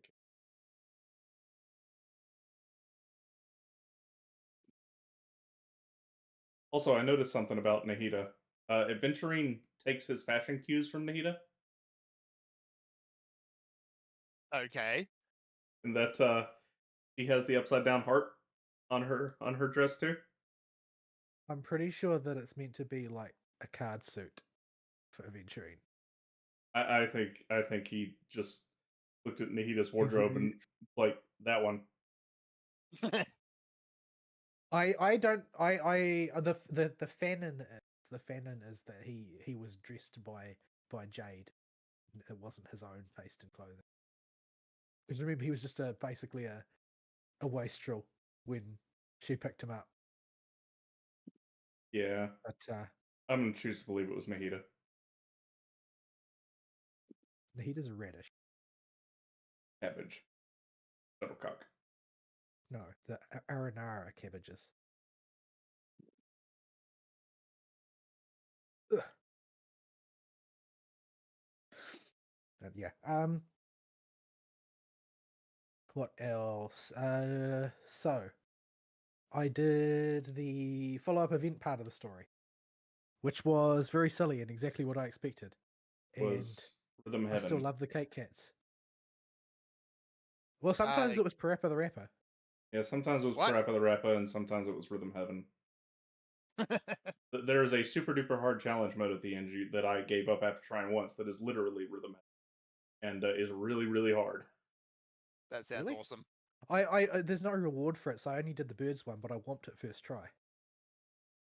And I'm about as musical as a plastic bucket. So if I can do it, you should be able to do it because you can play an instrument.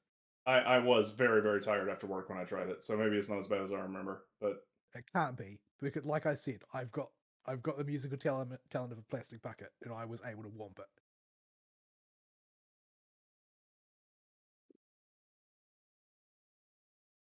yeah, So yeah, I liked it. I liked. It's more than perhaps the event itself. I'm sort of just deeply enamored of the amount of love that they pour into these. Like, because you can see that they really deeply cared about making it just the picture of what they wanted it to be. There was absolutely no need for them to introduce an entire mode just to mix the song. mm-hmm. But they did it anyway, and there's no reward for doing it, and there's nothing gained by doing it. You can just do it because they thought it would be cool. You opened up the ammo one. Yep. Oh, they all hidden, are they, or is it sequential? They're all hidden, but they are sequential as well, I think. Uh, Yeah, this puzzle's a giant pain in the butt from what I remember. okay, well, I there's remember it Animo. perfectly Is well. it going to stay on? Is the thing.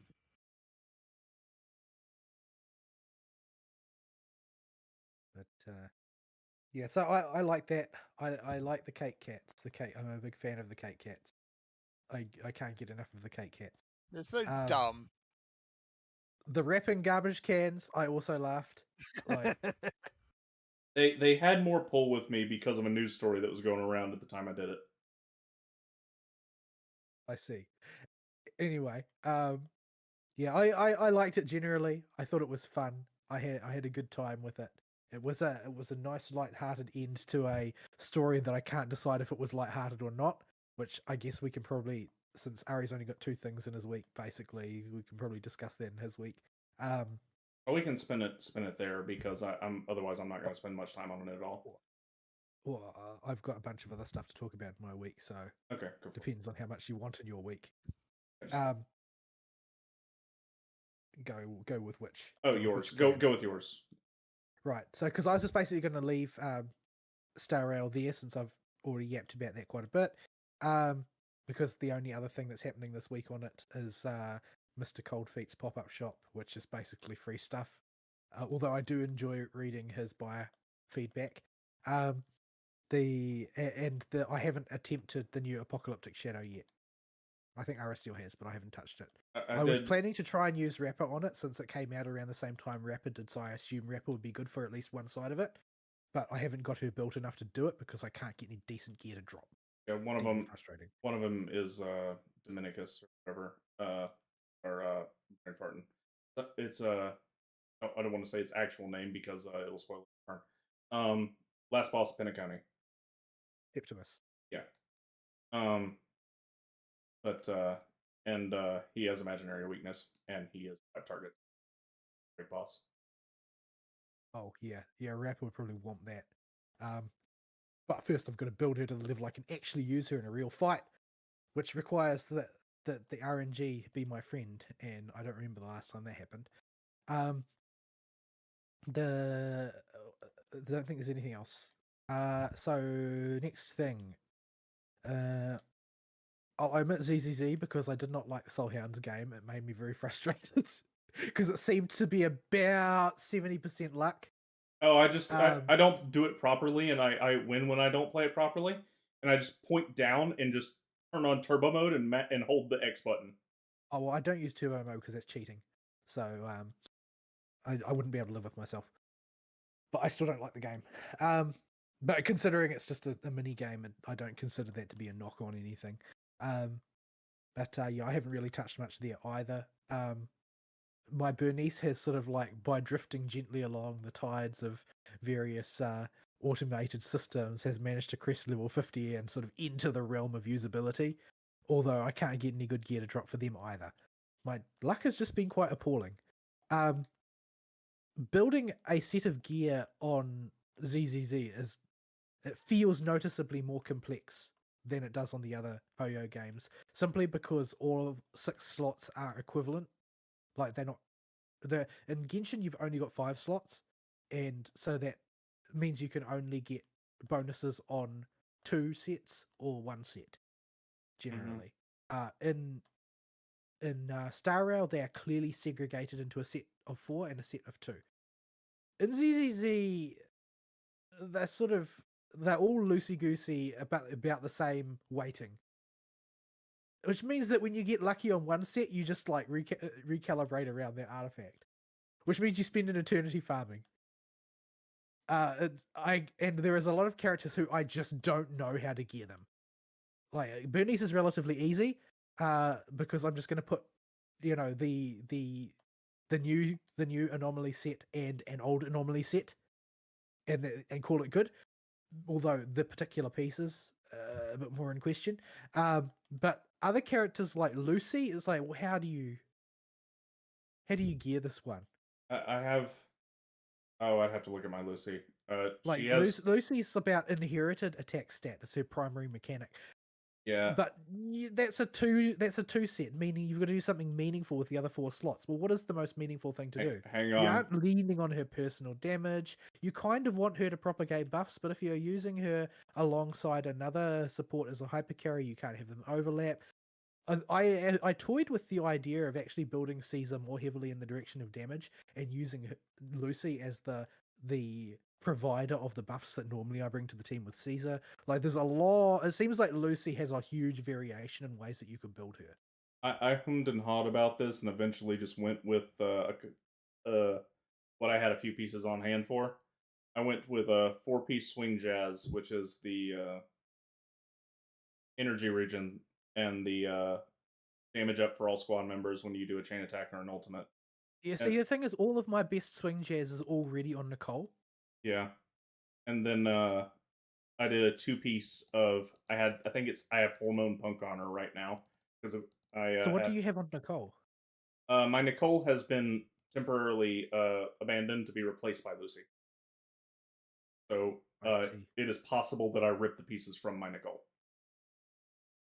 Yeah, because I use both of them because I don't have that many characters, because I keep rolling Grace over and over and over and over. Gotta get your M6 Grace. I'm not in the market for M6 Grace. She's in the market for you, though. Yeah, M2 Grace has been good. Like, M2 Grace almost feels like having a limited character. She just builds shock really, really quickly. Not quite as fast as Bernice builds burn, but still pretty solid. But it does mean that my roster is quite narrow. So yeah, Nicole is not going to get retired anytime soon, especially since for me, Nicole is the only place you can get ether damage. Like, I don't know where other people are getting their ether damage for if they didn't pull on Duty 1. From what I can tell, because most of the things that have ether weakness right now seem to, unless it's a generic ethereal ether weakness, they have usually ice weakness. They seem to be using the Woofy, or they pulled on Joe, or they are going full dum dum and just beating on it with Shikaku. Trying to use Sakaku for DPS seems like a really bad idea. I do not follow specifically what the other folks in do, but that is what I get the vibe of. But yeah, so they because they announced the next character, and the next character is lightning attack.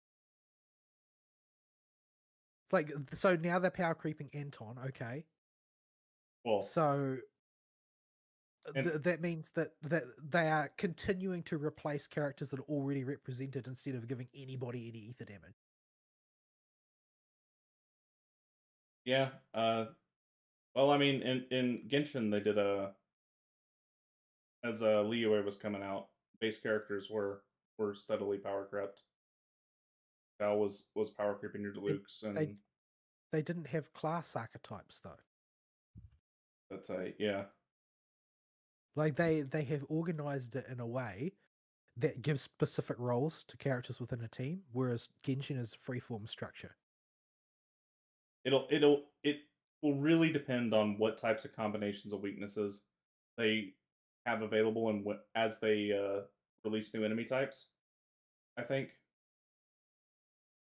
So they've already put in Xingyi, and they've put in the new anomaly lightning, and now they're putting in a new attack lightning, and it's like they're trying to deprecate the entire lightning roster. Is that what's going on? Is it going to be Alexandrina who gets crept next? Like, are they just trying to deprecate the whole lightning roster? Because it sure looks like it. Arena.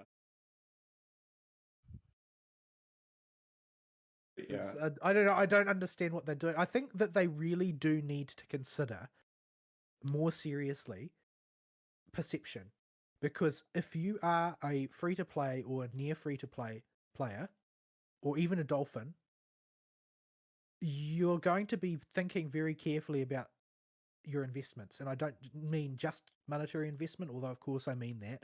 I also mean resource investment, because resources are so brutal at times in ZZZ. especially this And early.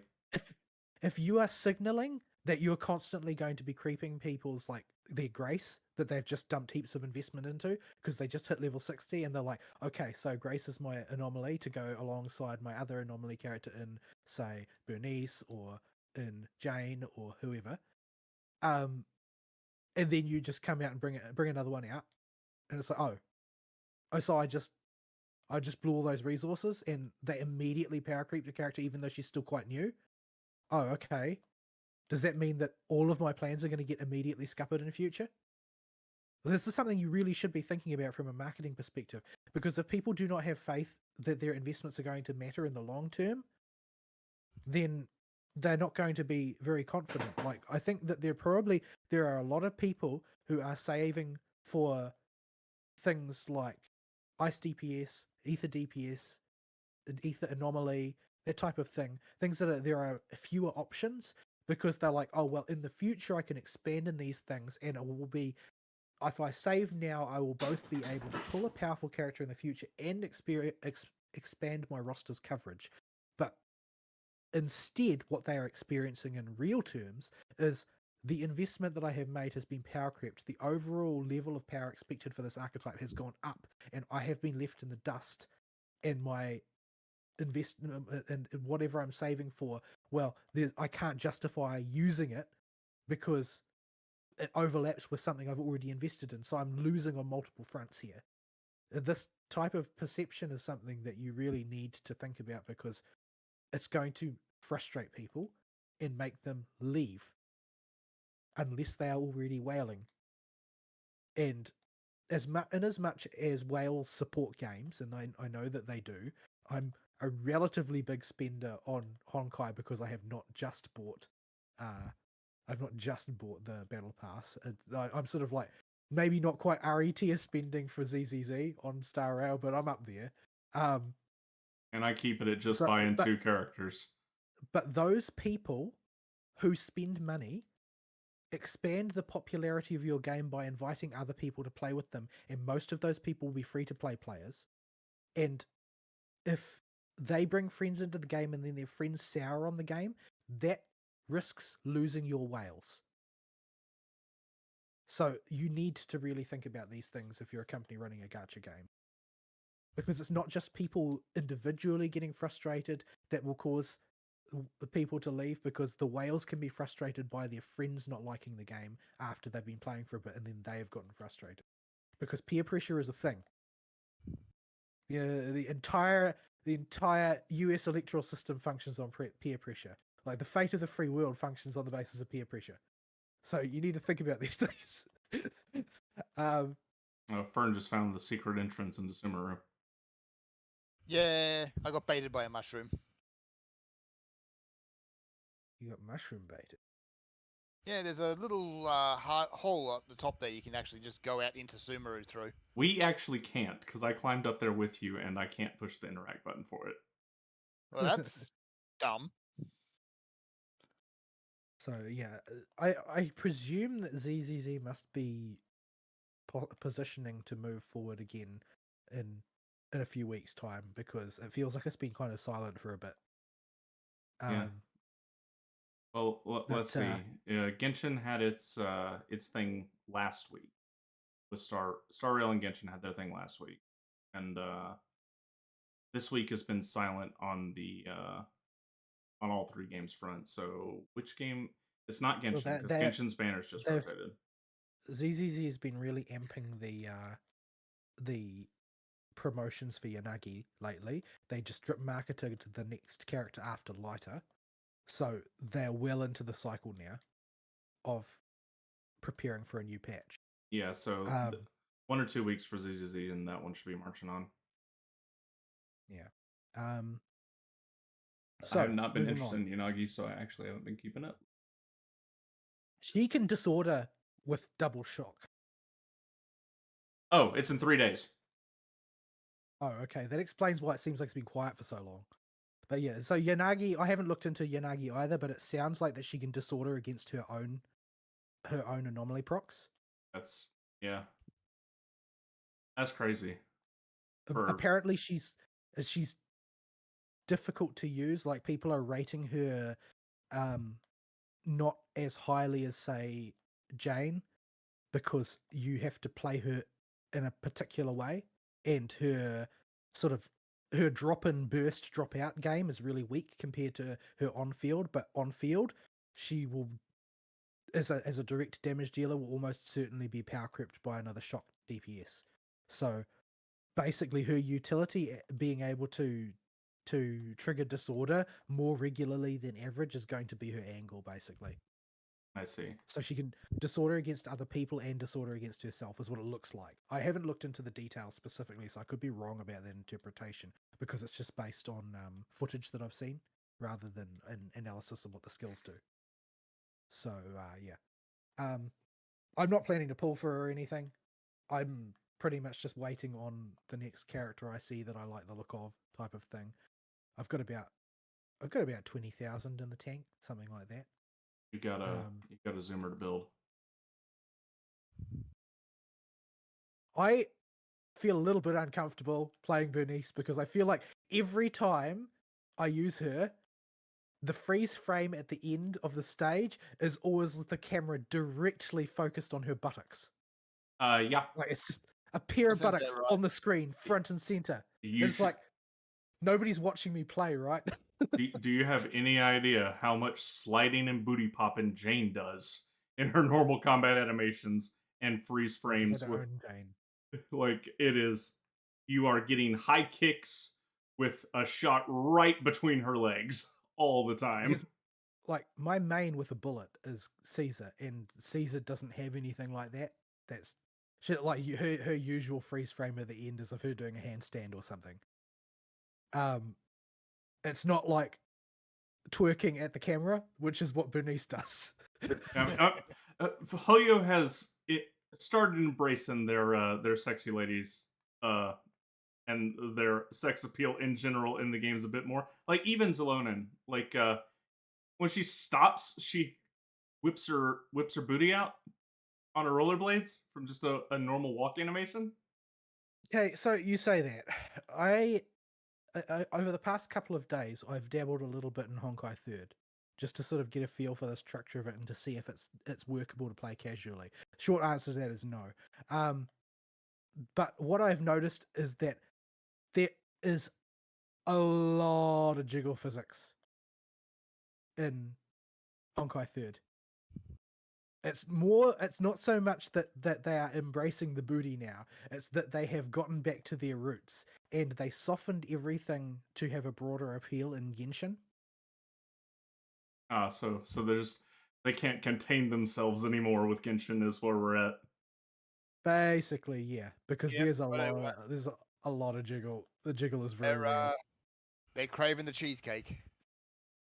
Because But yeah, so for the record, last week when I was panning the camera around Zelonin, I had this conversation with Ball after the show, and you saw me zooming in real close on her. I was actually trying to figure out what color her nails are. that's not what it looked like. That is definitely not what it looks like if you watch it. But they are a light shade of gold with a white middle nail. They probably glow when she supers as well. No, Oh, yeah. they do not. Not that you could tell. They do not. But the point is that that's not what it looks like. No. Because, Looking a little bit sus there, dude. Yeah, hands sort of dangling around booty level. But yeah. So I dabbled in Honkai Third. I like the story of Honkai Third. It's a different type of story to the other ones because it's very focused on the particularities of the characters involved. And there is no... Well, it's not correct to say there's no player insert POV character because in various ways at various places in the story there is. But the story is mainly about people, particular characters within the universe. And in the early part of the story, at least, that means Kiana, May, and Bronya. So, May, most people who play Star Rail will be familiar with her as Acheron, and people who play Genshin will be familiar with her as Raiden Shogun, who are their parallel universe counterparts. And Bronya is Bronya everywhere. Unless Bronya she's does not Silverwolf. exist in Genshin, I don't think. But Bronya is also Bronya and Silverwolf.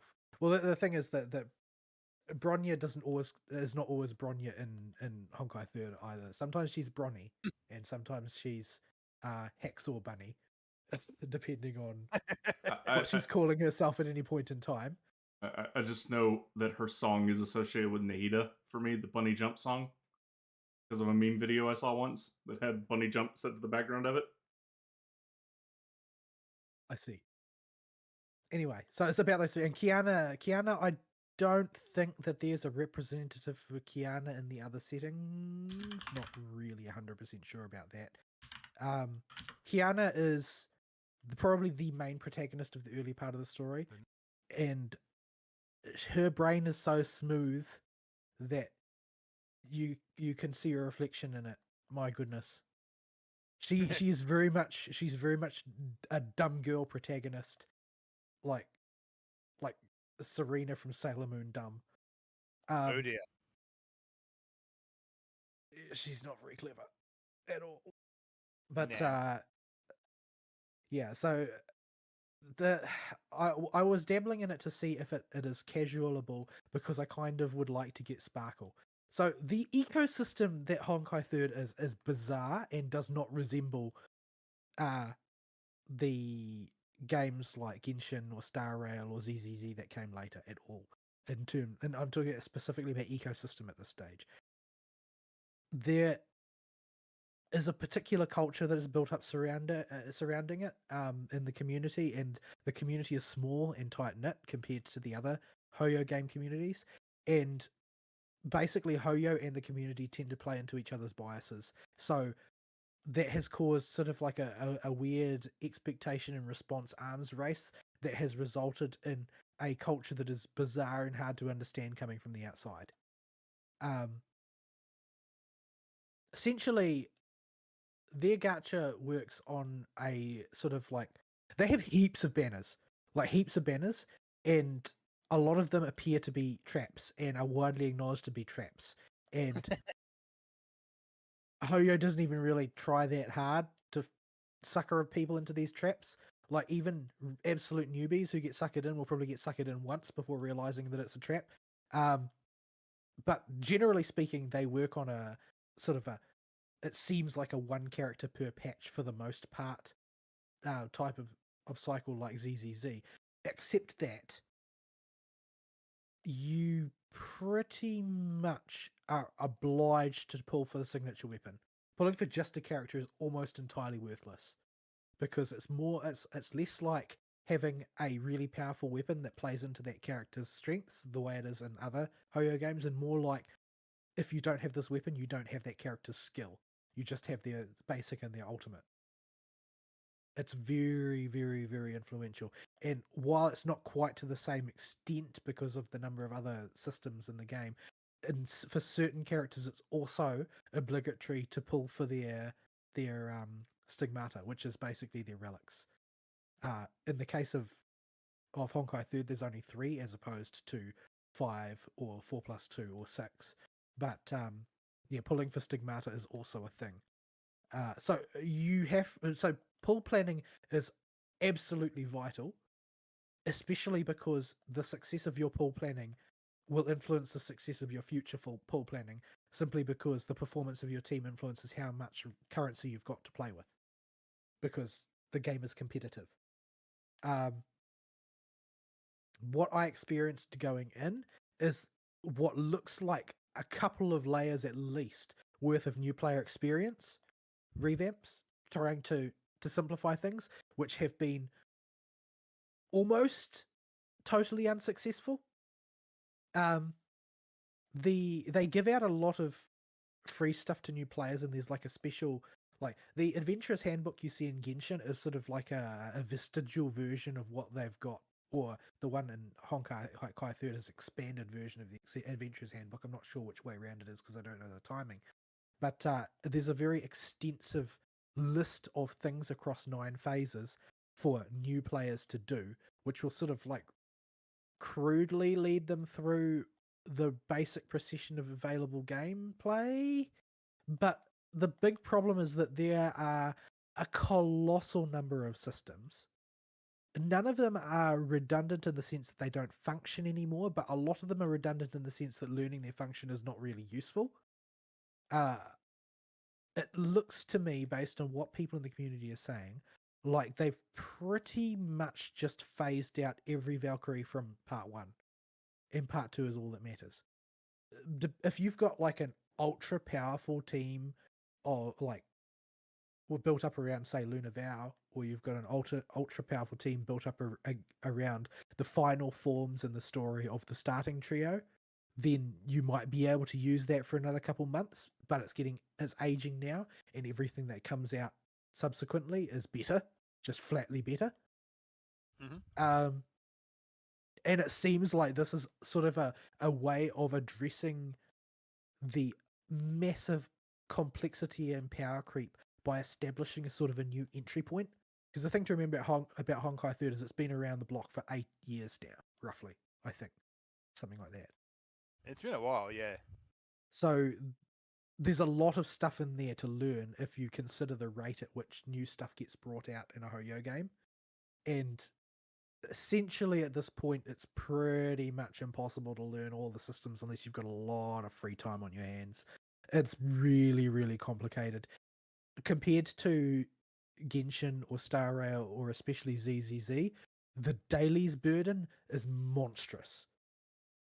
It's not actually that big in practice, but it feels big coming from those games, because it's not really that there's more time required necessarily. It's more that the organization of it is very, like, you just have to remember, oh, there's this thing in this menu, and there's this thing in this menu, and there's this thing in this menu that you need to do. Because this is before the era of sort of like open world menus, if you want to call them that.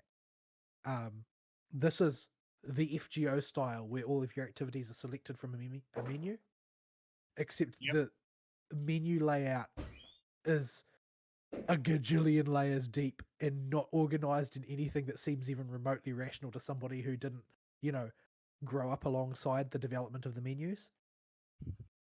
It's very hard to remember where a lot of things are unless you are like really boned up on all the terminology. I thought Genshin And could be a there's mess with its menu sometimes.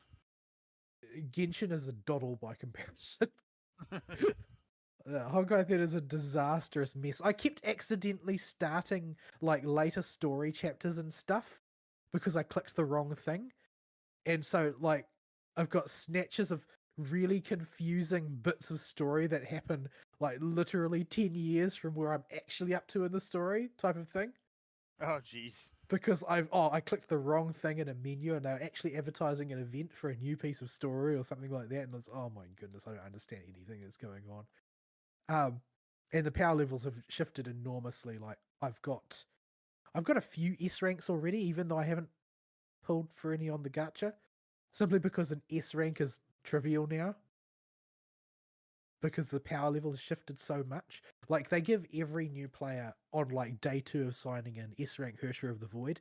Apparently Hersher of the Void is completely worthless at this point. Like you would not invest anything in her unless you absolutely needed something with exactly her characteristics to slot fill in a story stage while you were below level 50 or something like that. It's not useful because the power level has moved too much. And I've got a bunch of other characters as well. Like I've got the thing is that the thing that they don't teach you is team building. They don't teach you in a direct way. What they do is they teach you in a very specific way that doesn't make any sense if you don't know what they're talking about already. So every character, rather than having just a weird trial stage thing where you spend 5 minutes using a character in combat and then, that's it. They have a tutorial for every single character. And the tutorial is quite brief for most of the basic instructions, but one of the things that it shows you in the latter stages of the tutorial is they put together an entire typical team build for you and then show you the full idealized rotation for that team and how you would execute it to exploit the strengths of various Valkyries that would be normally put together in a team. So in that sense, it's way more extensive and educational, but at first blush, when you don't know anything about the game, it's completely inscrutable. So they're doing stuff and I can see the numbers are really big, but I don't know what any of it means. It's very confusing. Basically, that sums up my entire experience with it so far. It's very, very confusing. I have no idea what I'm doing. And periodically, somebody on YouTube will make a how to get started in Honkai Impact 3rd video. And these videos are usually 2 or 3 hours long. And they've got a shelf life of about 3 months. Also, usually the people so far. Do the videos you find on YouTube for this game have people that just have ridiculously thick accents whenever it has to do with Honkai 3rd? Most of them do have accents. The thickness varies. You just anytime I've tried to look up anything about this game, the accent is so thick I can barely understand what they're saying. Yeah, the male ones tend to have better information, but the female ones you can actually understand what they're saying. So that's been my experience so far. So you're going to go for one or the other, basically. Able to take away at least a few useful things from it, or getting presented with all of the accurate information, except you can't tell what they're saying. Because it sounds like they've got a potato in their mouth or something. Yeah, but it is very confusing. I would like to dabble in it purely for the purposes of experiencing the story. Yesterday I spent like an hour playing what I think was Animal Crossing, except set in the Honkai verse, and it was all happened on accident. I have no idea how I got there. Okay. Apparently, it's an event that's running at the moment that I accidentally my way into. And so, like, I'm plowing the fields and planting seeds and mining for ore and stuff and using a chibi character, a Vita, a character I don't know who's introduced in part 2, I guess. And it's very confusing and I don't know why I'm there or what's going on.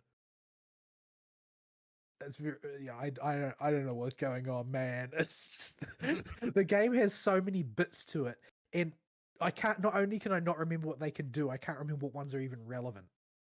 And that's the shape of things.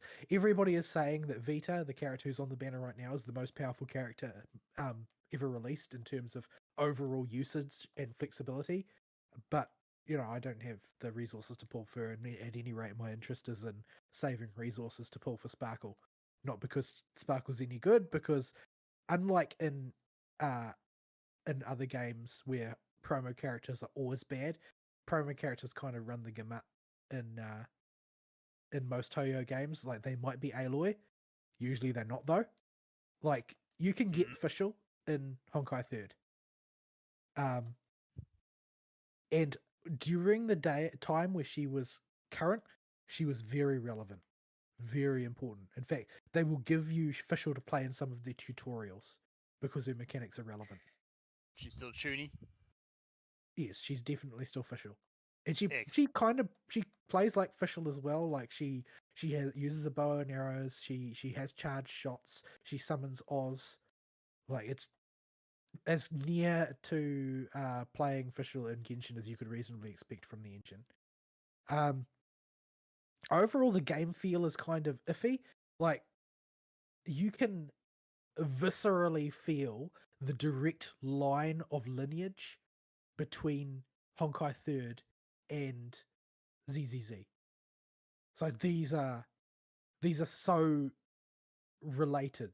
Like, one is like, it's like if Honkai Third is like a modern mountain bike, then if ZZZ is a modern mountain bike, then Honkai Third is like a penny farthing or something. Like, they are definitely the same device, but one of them has had a lot more technology go into it over the years than the other. Mm-hmm. And one just feels kind of silly in a variety of ways. Yeah, so it feels kind of jank to play, but all of the core stuff is there. The one thing it's got over ZZZ is that enemy typings matter in a more interesting way. Like, there are other types of enemy typings, like quantum enemies, for instance, which you weaken them into a reduced defense state by timing dodges of certain attacks perfectly. Like, perfect dodge is what you use to deplete their defense.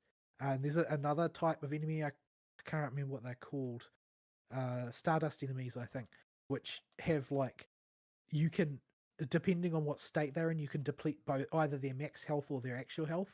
And when you transition them between one state and the other, they'll drop fragments that you can pick up to use to buff your attacks and that sort of thing.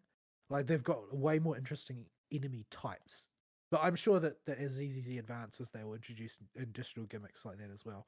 There's sort of more complicated elemental systems that you have in Genshin. There are still debuffs associated with different elements, but and there are elements, but rather than that, the main typing thing is there's like a handful of different types of characters, and there's like a rock paper scissors relationship between them. So biologic works against psychic, works against mecha, works against biologic for the initial trio, and then there's quantum, and then there's imaginary, and then there's stardust, and so on and so forth. They all have different functions.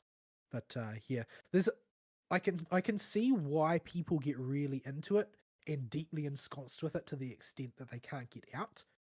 But it is extraordinarily hard to break into. Like, crazy difficult. You get smashed by so much information and so many systems at the start that it's just really, really hard to get your bearings. And you can see them trying to help you, but the sort of the legal constraints around actually totally pruning a feature out have boxed them into having this massive tide of information that is sort of hard to classify. And as there are more systems put into the game, there have been more traps for newbies introduced by default.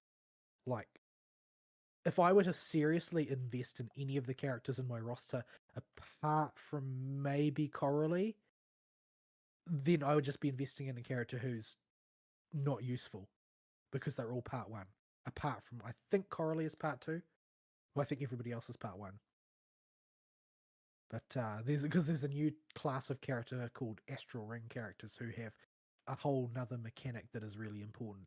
But they do give you a lot of characters though. So if you want to casually make your way through the story, then you can do so pretty effortlessly because they will be showering you in characters of various rankings. Like they give you Hersher of the Void, who I mentioned is really bad, but within the context of the story, that probably doesn't matter. You get Bronya's Silverwing battlesuit relatively early on. Riverist Calico is on the starter experience. One of Sele's battlesuits is very, very early on. You get as near the start of the story. You get who else? Su Shang's representative in Honkai 3rd is in the beginner's shop.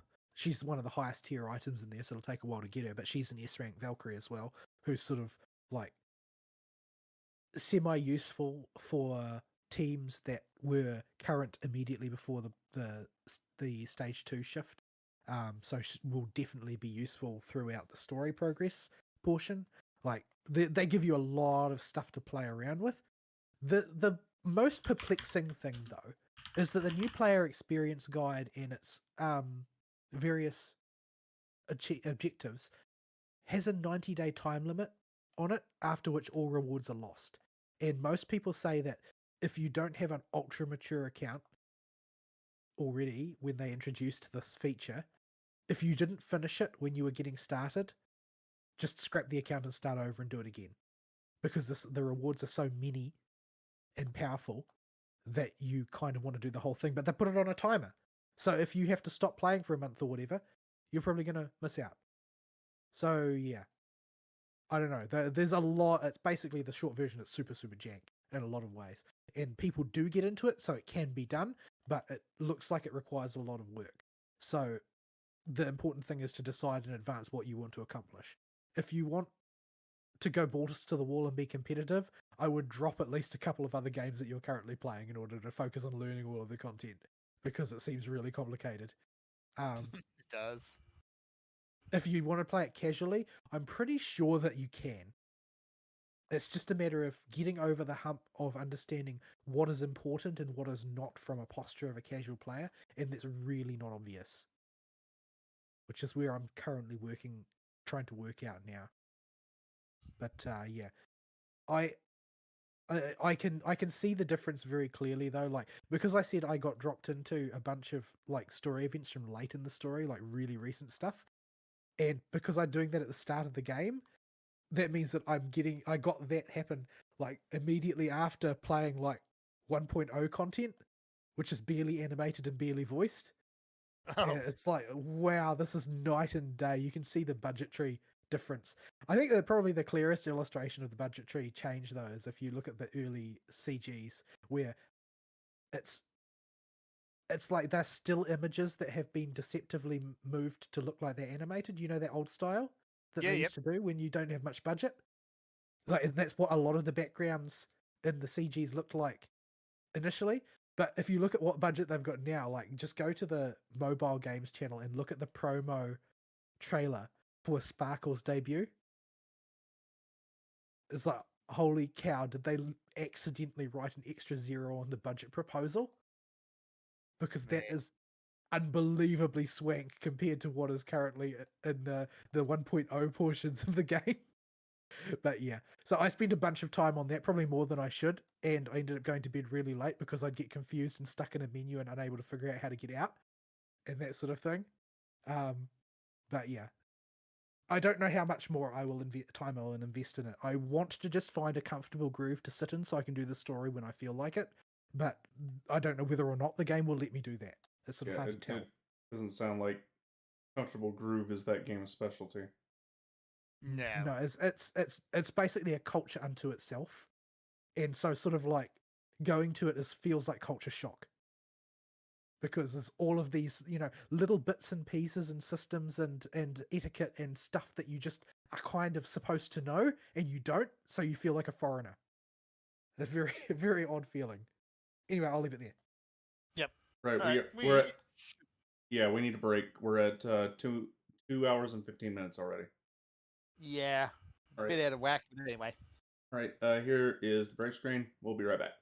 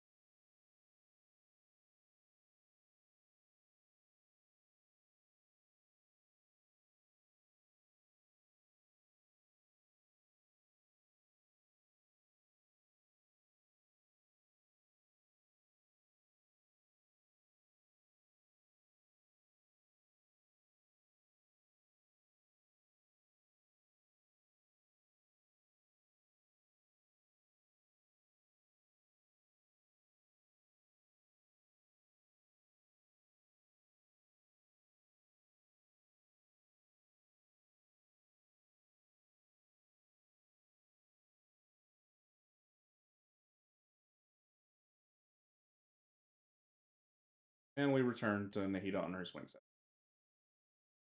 Here is always on the swing set. It is her favorite idol animation, and it lasts forever. Oh, that's okay. Yeah. I like the swing set. So, Vol, you got anything else for your week?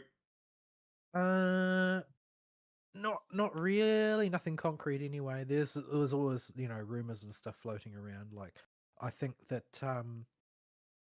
there's leaks that from like data mining that suggest that in an upcoming version of Star Rail there are going to be like additional ranks of enemies. Like it won't just be say 5 across one row. There'll be back rows as well. Okay, that's interesting. And there's also data mining that suggests, albeit not in any kind of concrete way, that the bulk of actual summon archetype DPS will be part of a new remembrance path and not part of like destruction or erudition or whatever. Mm-hmm. But that's it's sort of inferences from data mining. It's not actually like, oh well, it's written in black and white in the code that this is how things are going to be. For all we know, it could be a code name for the summons themselves, I guess. It could be. We don't know. It's maybe we do. Maybe there are people who do, but I am trying to avoid spoilers, so I only sort of get the very sort of the what's the obnoxious Supreme Court term, emanations of penumbras or whatever. Yeah, It is obnoxious. emanations and penumbras of the Constitution.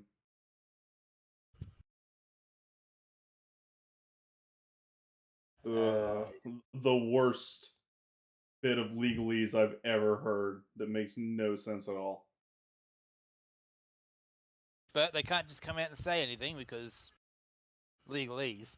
No, it means the Supreme Court is going to act like the judiciary, and there's jack crap you can do about it. What that Oh means. joy. Yeah, basically, when they say emanations of penumbras, it means I'm going to use like eisegesis to read into the Constitution things that I wish were actually there. Oh, great. So yeah.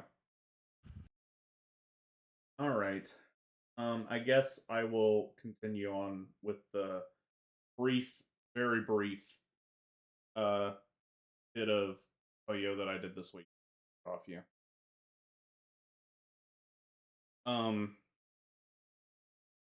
I did the monkey event. Actually, let's back up. That one will be a long discussion. Shorter discussion. The other 2 Hoyo games this week. Genshin, nothing going on. We're in full farm mode. Recouping from bad decisions. We're in a holding pattern pretty much. I finished building. Well, I didn't finish building. I got Jangling and Bennett online. And I ran out of Mora, so I am now back in doing the Mora nodes every day. Yeah. ZZZ, mostly the same, except working on Lucy and trying to get the Yuan finished getting built because I didn't quite get finished. Did a whole lot of drive disk clean out, but did not make very much progress on getting anything new for the characters, so I'm still pretty much at the power level I'm at. Shiyu defense rotated. It is electric and fire weakness. With a split pretty much on every node for Fire Fizz, and then the other one is Electric. That's perfect for me. I have Kingy and Grace for one side, and Bernice and Jane for the other. It was a total cakewalk. They're trying to marginalize anybody who was trying to use the Grace Bernice combo. Yeah. So, and since I still haven't done Shiyu defense. It just seems like work to me. But I mean, the same went for Spiral Abyss until Ari told me actually the level keeps scaling up until you get to floor X. Yeah, the first 2 floors of Spiral Abyss and the Prima Gems are gimme. And Shiyu defense starts at level 50 as well. So once you get some level 60 characters, you problem. I only have one because resources are so freaking scarce. Yeah, it does take a lot of burning your batteries to get enough stuff, and but Yeah, Maybe I'll just buy. Maybe I should just start buying the battle passes. yeah. If I hadn't been Because buying the battle that was how I passes, got over that hump in Genshin. they really do in Hoyo games incentivize buying them battle passes. They really do get you over these farming.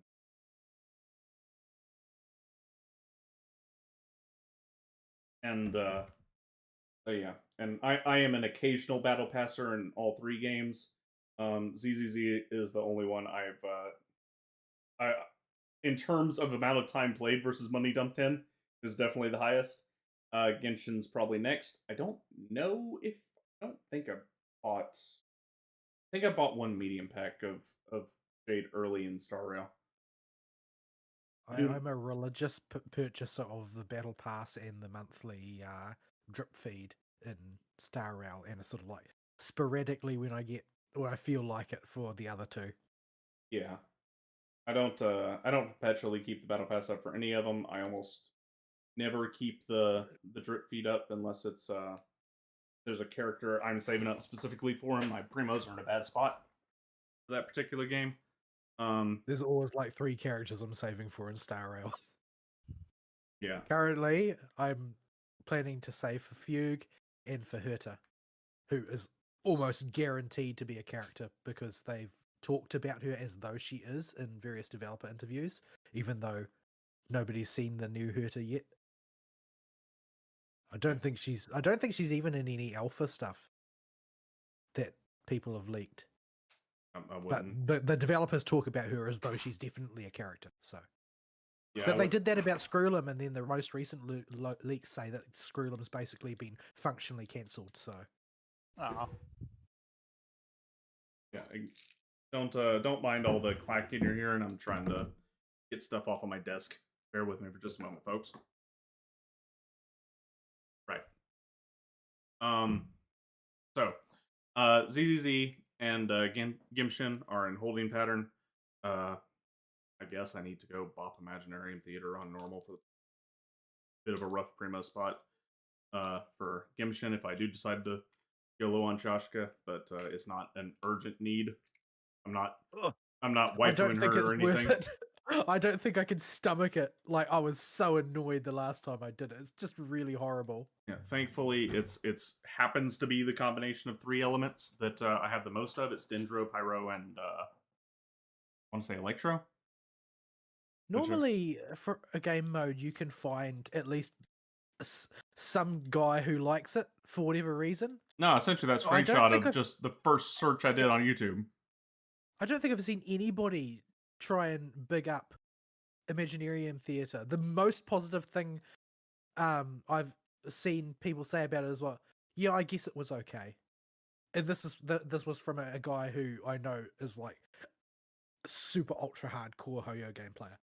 So he's got every character ever that he needs. Yeah. But for us normal people, this is the first rotation I could even click the hard mode. I don't care enough. If I decide to get the primos from it, I'll get the normal primos because I don't want to have to think or try that hard in a game mode that I hate. Even normal mode is sort of. Ugh. It's like it. I don't. I just find it to be sort of like, it's not like I get annoyed in, say, Hollow Zero if I have a bad run, which doesn't feel fair. But I feel annoyed the entire time that I'm participating in Imaginarium Theatre. Yeah, It's every part of it is like they're perpetually keeping you in a state of, you want to do this thing but you can't, and we're not going to let you, and we're going to punish you if you try. Yeah, well, I do not have this. While I do not personally have the same level of problems that you do with Simulated Universe and ZZZ, I can at least understand why you have those problems and go, okay, yeah, I can see that. But I still think there's some good points to this, and I enjoy the parts that are here, and the reductive aspects in the gameplay don't bug me too much. But when it comes to Imaginarium Theater, though, it just I the whole time I hate it. Every second I'm in there, there is no like, oh, okay, this might have gone bad for me, but this is going really well. It's just like, okay, it's all negative resources the whole way down. because you just don't know what characters you're gonna have. It's going to be Dory. That's what it's going to be. Oh, she's And you on. know it. She's one of the free ones this week, I think. That's always going to be Dory. You're going to be forced to play Dory, basically. There will probably be at least 2 doors where you have to use Dory. Because she'll at least eat. Because you can't just go in with 2 characters or something and just keep the others in the pocket. No. You gotta burn a lightning bolt from it. 4 whole characters. Yeah, everything about that game mode is awful. It feels terrible the whole way through. So I'm not even gonna. I can zip through the normal mode and probably suck it up as work, but I'm not going to mauled over hard mode because while I enjoy challenging content when I'm in the mood for it, I do not ever see myself wanting to sit there and grind my noodle or practice Imaginarium theater for any reason whatsoever because it's just not fun. So, okay. The Puyo game that I actually spent a bit of time on. I wrapped up the continuance that came out and the event story for Star Rail. But how did you feel about it? So, with Rappa, I did not attach to her very hard. Her sections of the story, they were fine. I did not dislike them. Her gimmick really kind of. I'm glad she's an event character. Because if she was a regular recurring character, her gimmick feels like it's been worn. I think that she very clearly felt to me like a character who is best served by she comes and she goes. Yeah. Much like Boot Hill. Like they are characters who are built to come and go as they please and to mostly not be there, but occasionally show up when the situation calls for it. Yeah.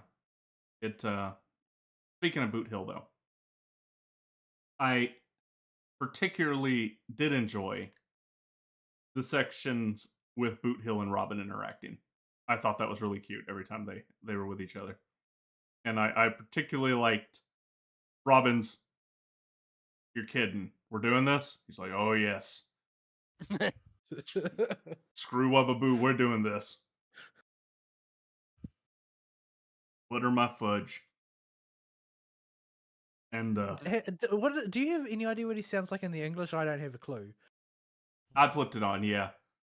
He has a thick fake southern accent that's not the worst I've ever heard, but it's not particularly good. And it's typical dub cowboy speak. Right.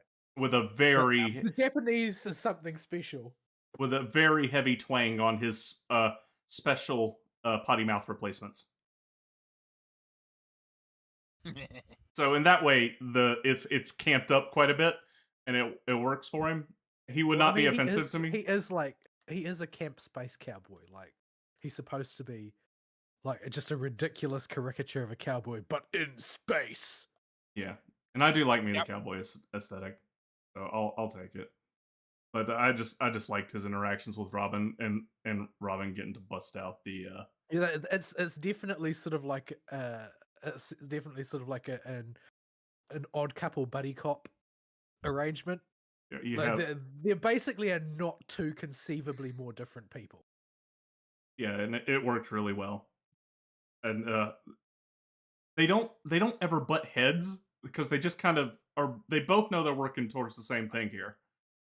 Yeah, well, the thing is, I feel like they operate on such different planes of reality that they couldn't butt heads if they tried. Yeah, they are facing polar opposite directions. If they try to butt heads, they just wind up swinging at the air. So when Boot Hill comes with the solution and is like, "Robin, check this out," all she could really do is go, "Yeah, that'll work. All right, I guess we're doing this." The impression I got was more of sort of like, well, yeah, technically that's possible, but really? So she always plays like the demure noblewoman, but I think that this might have been sort of like a bridge out too far out of her comfort zone initially, but then but because she's so eminently dutiful, she said, "No, we're gonna make it work anyway." But Boot Hill's like doesn't see the possibility of attempting something else. So no, this is definitely gonna work. So we're doing this, and if we don't do this, I'm going to shoot everybody. I love Boot Hill's approach to things. He, as a fan of the cowboy aesthetic, and as a simple person that enjoys simple solutions to problems that are very action oriented, I'm on board with Boot Hill. Yep. He does have a he doesn't propose very many complicated plans. Most No. of his plans involve shooting whoever's causing him a problem. We will walk in the front door, and if people give us trouble, we will pull our gun out. It works for We me. will buy 7 drinks and refuse to pay for them. Yes. Of what does he drink? Malt juice. Yeah, malt juice. Malt juice. So yeah, I guess we don't have to play coy with it. It's been not just in the advertisements, I but guess technically he doesn't not pay for them. He just walks out of the shop. he has Like, somebody it's not else like pay he's for him. refusing to pay. He will just try and find somebody to pay his tab. It's like going to find your wallet. Your wallet is just somebody who's eventually going to owe you a favor. Your wallet is child. So I guess there's no point in really playing coy with it, given just how prominent in all the media around this scene has been of Robin at the DJ booth. Well, yeah, it's in the trailer. Yeah. So the solution to the problem is Robin doesn't need to give a singing performance to the lowdown scum of the Dreamflux Reef. No. We gotta throw a rave. For context, basically, Robin is essentially nobility on Penacony, and she's sort of like the face of Penacony as a commercial venture, as well as being like the galactic songstress type character that you would find in Macross.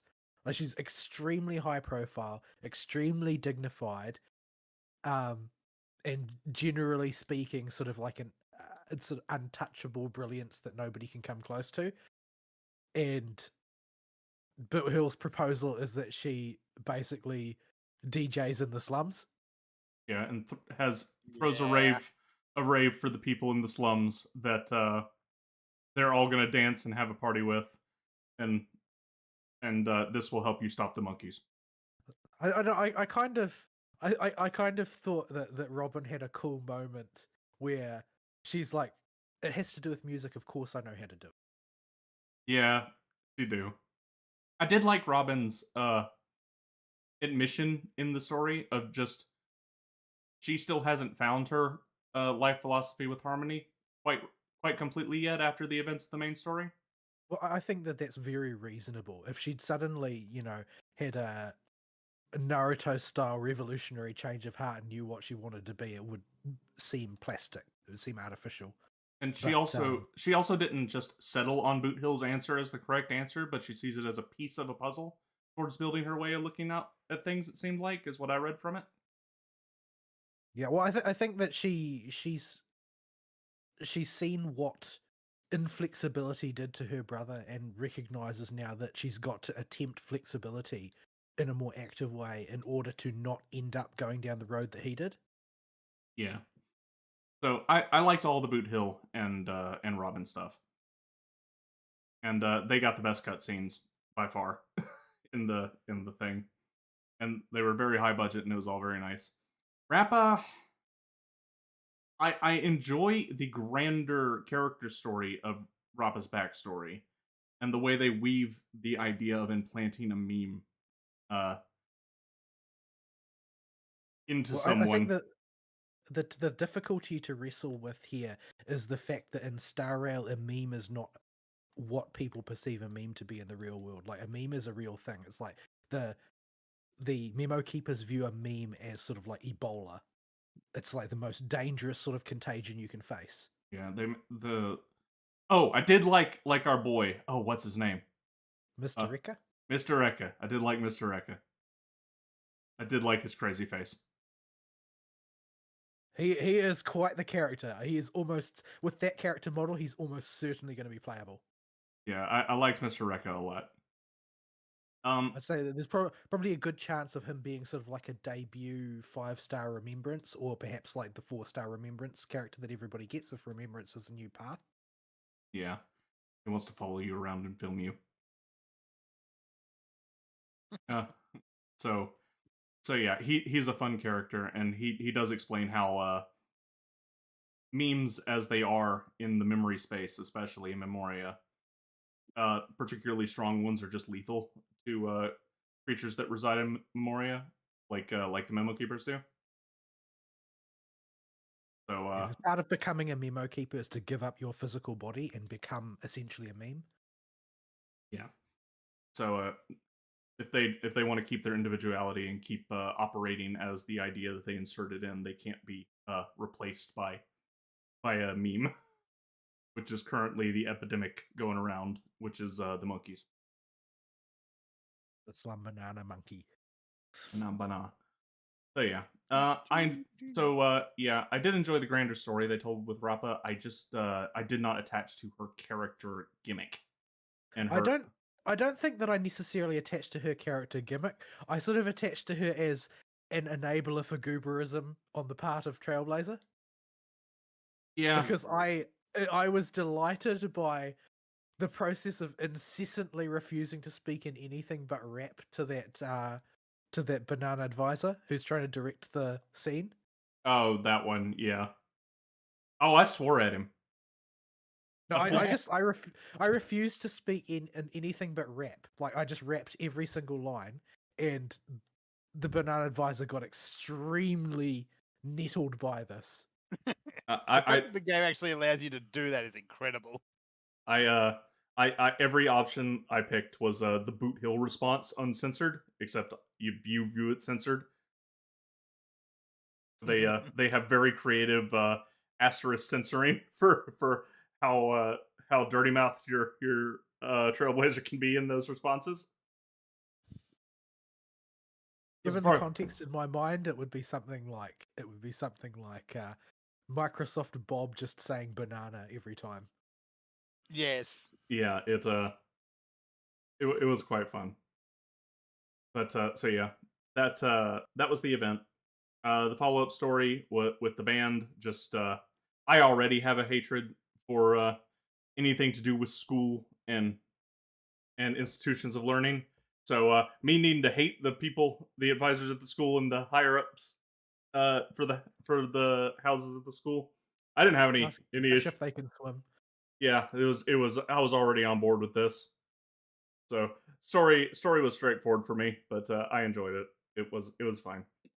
Take or leave the minigame. I think that this is just sort of like a I would like to think that this is an introduction to a meta arc that's going to continue throughout. Like if you read heaps and heaps of the lore like I do, then they've already told you quite a lot about Dr. Primitive and what he's been guilty of in the past, and the fact that he's one of like the top priority targets for the Galaxy Rangers as a collective. It's not just Rapper. Yeah. He's one of the big threats to the galaxy, and most of the people that you're likely to encounter who ascribe to his way of thinking are just groupies. He doesn't actually give a toss about them, but he is technically the head of their organization in an official capacity. Yeah.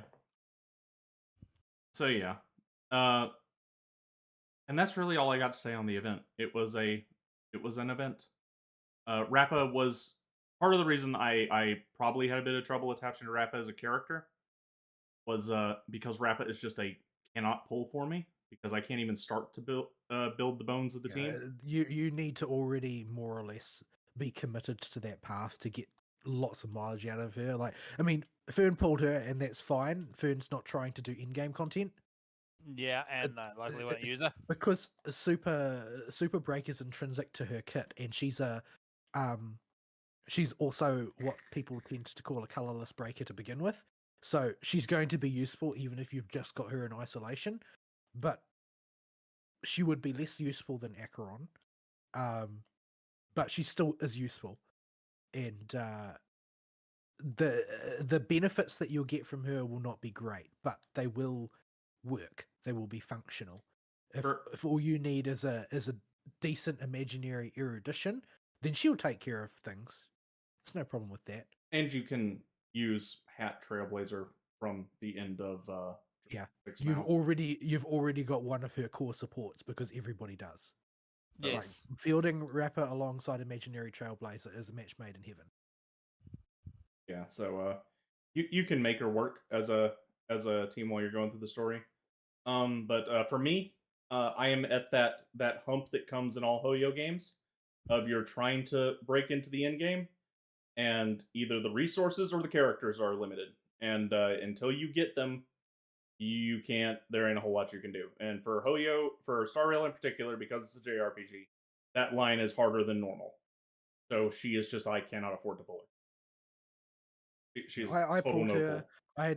I had to pull quite a bit to get her, but I got her, and I'm currently working on building her. I just wish that the RNG for the gear was not laughing at me, but the RNG was too nice to me. It let me win the 50-50, as I had to get to 50-50, or very close to it, to get her, but I did win the 50-50, but ever since then, the gear RNG has been mocking me, and I've been getting heaps of defense gear. I've got so many pieces of gear from that set in my inventory right now, it's actually getting kind of ridiculous. I have to start recycling, because I've almost hit the cap. Yeah. So I'm still holding on for adventuring to finish the rat team. Every single freaking video that is giving recommendations recommends pulling Aventurine, and I'm like, no, I won't do it. I won't do it. I won't do it. I won't do it. Well, you're I not. don't have a premium follow-up team. Like, I have a Kludge follow-up team that does just fine if I need follow-up, but I'm not planning to go down that road primarily. Like, Break is my main team that I have invested in, like, all of the best bits and bobs for. Even if it eventually falls off, you are strongly encouraged to lean into an archetype, especially for your first team and your second team as well. But that's less important. But building one team that really falls hard into one archetype seems to be very, very strongly encouraged. Just so you have it and know you have a functional team for all game modes, and preferably get its pivot character as well, so it can do both Pure Fiction and Apocalyptic Shadow if one's available for it. So yeah, after adventuring, I'll be on the lookout for Jade when she comes back. Yeah, I don't know when that will be. Like, she wasn't that popular, so I think that they're going to want to cook up something that will really enhance her sort of potential as a character. Like, something that's a little bit less visible to you, but is very visible to me, is certain characters from the history of the game have gotten a lot of sort of indirect buffs. Like, they don't buff characters directly, generally speaking, but some characters have gotten heaps and heaps of indirect buffs. like a to new the enemy point type where- comes out, or a new artifact set, or a new orb set, or Yeah, something. it can be things like that. Often it's just another character that just happens to synergize really well with them will come out, and then that character will suddenly do really well. But the one that is the most guilty of this is low tier 5-star Jing Yuan, who has never really been high tier, but is just sort of like generically effective in virtually every context because of the fact that basically every conceivable thing that has ever been released has buffed him in some capacity. Yeah, I remember hearing something about that. And so as I was letting my YouTube autoplay videos at one. Yeah, he's just. I mean, that's why people call him King Yuan, because it seems like Hoyo is just hell bent on buffing him to the nines. He's never raised himself to the level of a really premium pick for any particular team, but if what you just want is to kill a thing, he can basically be made to kill a thing in anything that lightning is remotely pertinent to. Yeah. So yeah, there's a lot of indirect buffing takes place. Like, Topaz was a joke of a character when she came out. Like, and then Robin your happened. follow-up characters, like, follow-up was like March 7th, and then much later, Dr. Ratio. And then Fei Xiao and Robin. And then Robin, Robin suddenly came out and suddenly, holy crap, follow up as a live option. And Adventuring came up as like a premium follow up. Sustain, it's like, holy crap, not only is it a live option, it's an ultra premium option. And then Fei Xiao came out, which was sort of the icing on the cake, cementing it as like a top level premium archetype. Yeah, I'm Fei Xiao's definitely should be your highest priority pull, since you're like leaning really hard into follow up. Because like, even though I've got a clutch team, Fei Xiao has done a humongous amount of work for me. Like Fei Xiao's probably been my most successful character in whatchamacallit, unknowable domain. yeah. Simply So because her mechanics are just reliable to keep turning over like a machine, which is really, really important for the structure of the mechanics in unknowable domain, to just the sheer reliability of always doing things over and over. yeah, she has two things going for her in a unknowable domain that make her incredibly powerful. One for two different types of scepters, she's really good. If you the ultimate scepter, well, she's an ultimate banker. She can store 2 charges of her ult.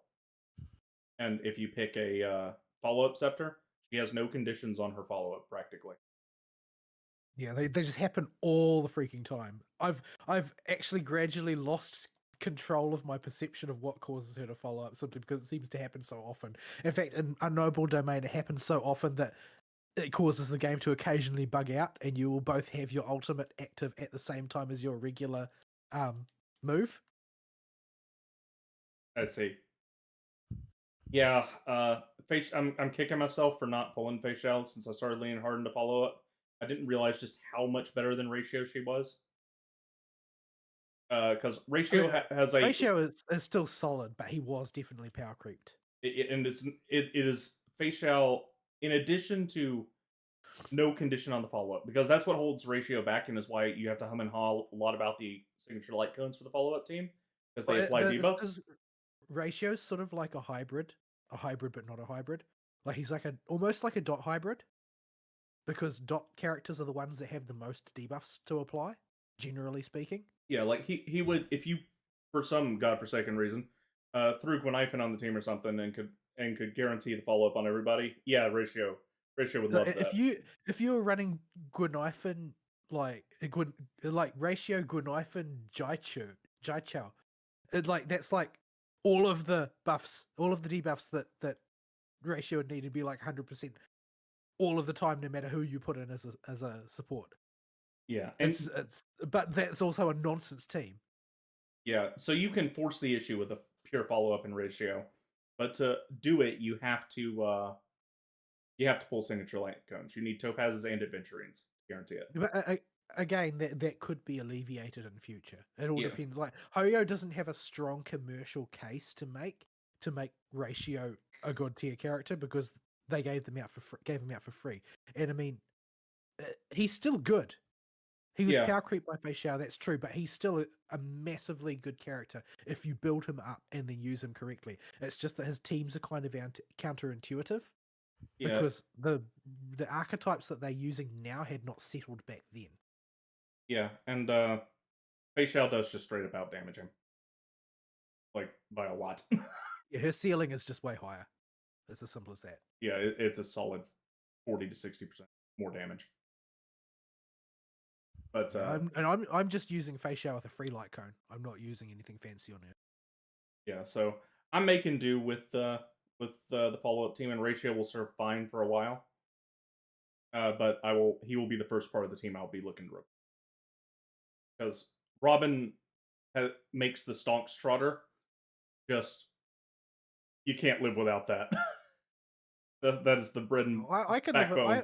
I've had no trouble coping without it. Like I'm using March 7th in place. Oh yeah, March 7th. I feel like she does quite well. Yeah, March 7th will be fine. It's just once you've got hooked on the Stonks Trotter and Robin Wombo combo, it just there's something really satisfying about March's 7 charge attack. I don't know what it is about it, but it just seems to, it makes the screen blur with the number of numbers that show up. And it just seems to do such a disproportionate amount of damage to what it sounds like on paper. Yeah. And the how when you select a target, with any character, it estimates the amount of break damage they can do to the toughness bar. Yeah. Mhm. The March one always seems to be wrong. It's always like way higher than what the guesstimate is. Anytime her anytime her proc shows up.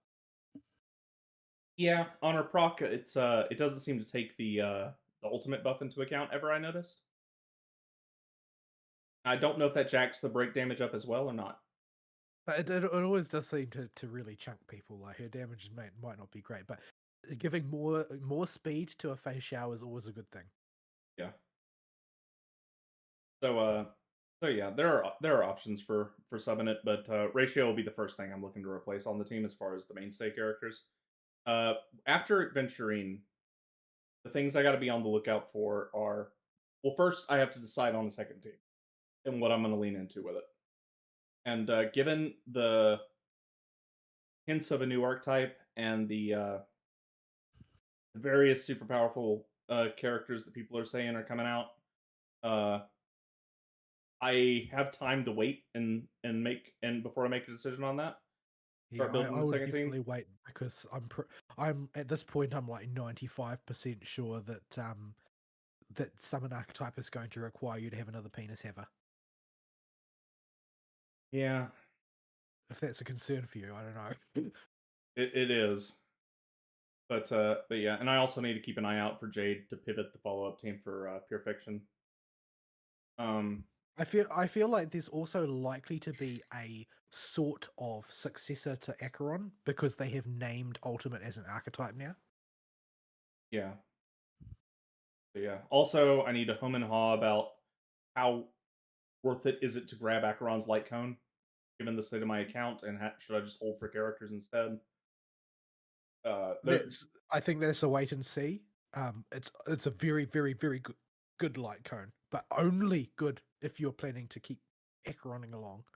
Yeah, because I'm gonna be stuck with her for the next Well, like you say 6 that, months. but you've got to keep in mind that Acheron's already like she's been around a long time. She's going to be gradually drifting to the top of their list of characters to power creep. Yeah, I know. It's just I'm thinking of the position of my account in this transitionary phase to getting into the end game of it. And Are you still there? Because you look embedded in the floor to me. I am. I'm just in a cutscene. yeah, Okay. I hear Paimon. Well, I don't hear her, but I see the text pop up. So Are you seeing Okay, Kanish dropped into the floor? this Wait. is interesting. Okay. Yeah, is it Kanish or Traveler you're seeing? Hold on, I will just put it in Or is live it just- show chat. Oh dear. That's the easiest. I see Kanish over here. Oh dear.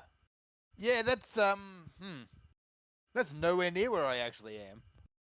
Oh yes, I don't see that, but I teleported over here late. Well, that's interesting. So yeah, lots of decisions to make in Star Rail, and where to go for next. Its nature as a JRPG makes these significantly more important than it does in Genshin or ZZZ. Because in Genshin or I'm sort ZZZ, of go on. because in Genshin or ZZZ, there isn't the gameplay aspect that I can practice and compensate for if I want to break in. You can brute force with skill Yeah, I can get good, as it were. to a limit, except where timers are involved. Yeah, but Because sometimes you can hit a numbers cap you can't do anything about. Yeah, but in a JRPG, it's you got the numbers or you don't. You got the synergies or you don't. Those are going to give you the numbers. And once I that get sort of goes back to the earlier discussion about a noble domain, because it's the deck building that is most important to me. It's much more accessible for me to deal with a thing like this because I'm shite at action games. it's also why I've taken a very light touch on Star Rail ever since I finished the main story. Because I will burn myself on JRPGs faster in gacha games because the time between pulls and the building of the team is so long with the character banner rotations that I will wind up frustrating myself if I try and mull too hard over it. So instead, I've just been pre-farming, adventuring, and he's mostly going to be ready to go to get to 888, and I should have credits. I've already got his boss drops farmed, and I've got enough. I've got Jeopard's preservation light cone leveled. If I decide to, I'm not going to go for his light cone. I can't justify it. It's very hard to justify most preservation light cones. Like I went for Fushuan's for waifu, and because I just wanted to get her HP number to be really high. It was a very poor line of reasoning, but it was the line of reasoning I used. And I went for Lingsha's because she's like number one for waifu, number two because she's nakedly a hybrid across multiple different roles. Yeah, I got Topaz's to make her splashable into Acheron teams and to help ratio. And because generic hunt light cones that are good are hard to come by. I really need to introduce some more of those, my goodness. Like I've got cruising the Stellar Sea from the herder shop, and it's like, what do I use if I need a second hunt character? like swordplay, I guess. Well, the swordplay is what I'm using on March. Yeah, like your options are fairly limited. So getting at least one of them was necessary, and getting the hunt one seemed like a better idea, especially because Topaz doesn't have a penis, so she will likely stay on the team longer. So yeah, I've that's where I'm at with Star Rail, and what I thought of the last event. It's a good event. I really like For a beat story. I think it was nice and solid and self-contained while still leaving, unanswered questions about like Dr. Primitive, potential ongoing antagonist for the story. Like it's sort of like almost the perfect filler arc. Yeah, it's because it's got a nice balance of dark and lighthearted as well. Yeah, and because of a lot of my opinions on characters that come out as new characters are going to be colored by the state of my account at the moment, because a bunch of them are just going to be I can't pull right now because I need to get over the get into in-game hump. Once I'm over that hump and can at least participate in in-game and can be a little more freeform with my pulling, my investment in the game will probably go back up.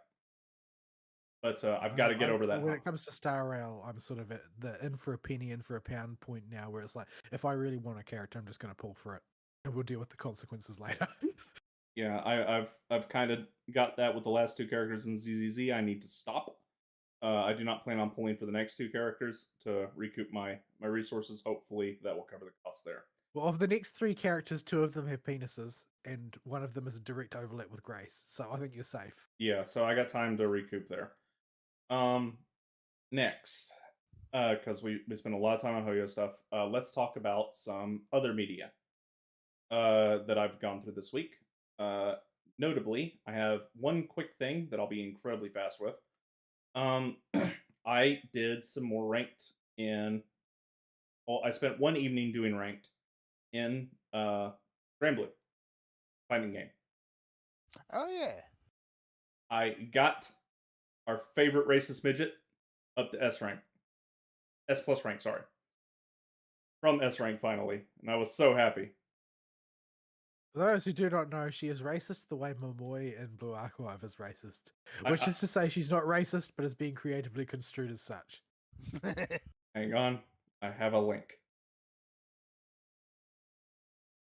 I had to clip it myself because YouTube will not show you this clip, or any clips, and I had to leave it unlisted on the No Excuses channel.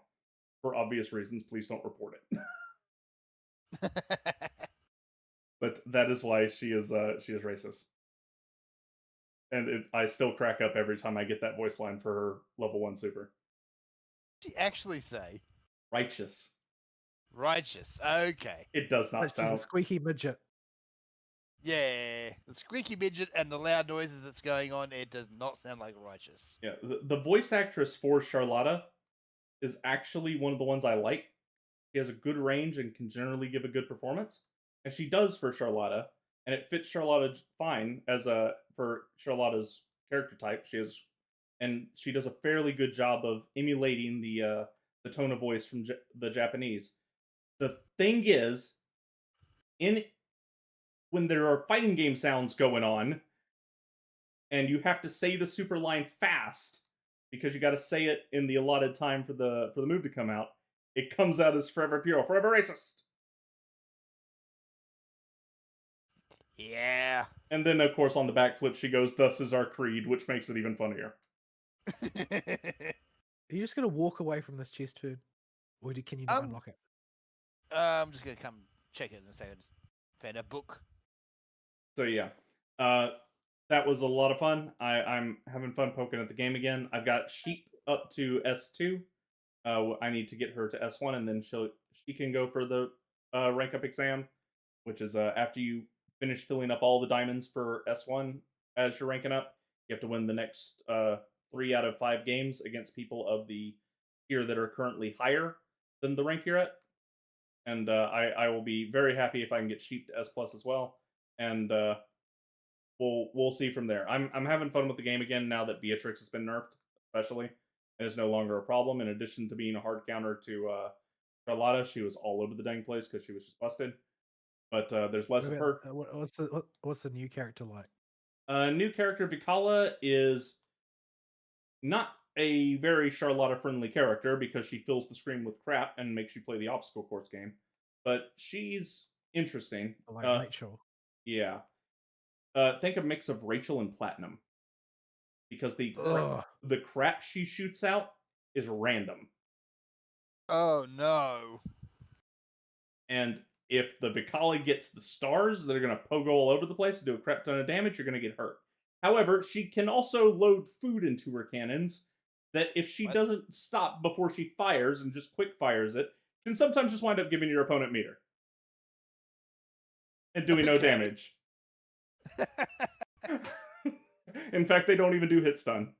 You can just keep coming with more meter now. Yeah. So she is a fun character, but feels more like a party character due to the random nature of her stuff. And seems like they just wanted to release a fun, casual character for the final character of Season 1. Going into Season 2, the only character I know has been teased is Sandalphon, because the fan base would riot if they didn't put him in the game by now. They've been holding on to him for so long, and that boy is very popular for some reason. So yeah, we'll see where that goes. I'm still having fun with the game. Their balance decisions for some characters are questionable. I don't know why they nerfed poor Fairy.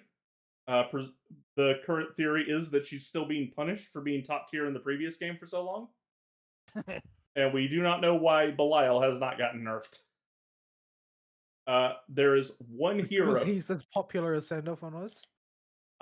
He got the 4th Battle Pass costume, and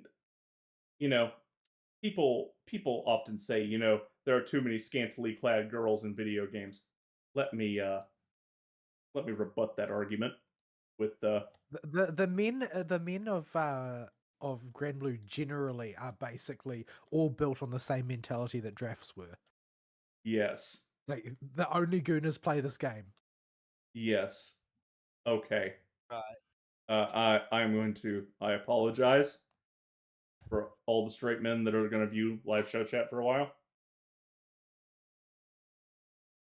That is his costume. This, but that's not a costume. I don't want to hear anything about male gaze. Thank you so much. Yes. Dude's just straight up naked here. Yeah, so the actual reason they haven't nerfed him is because he got a new costume and they wanted to sell it. So they wanted that battle pass to sell.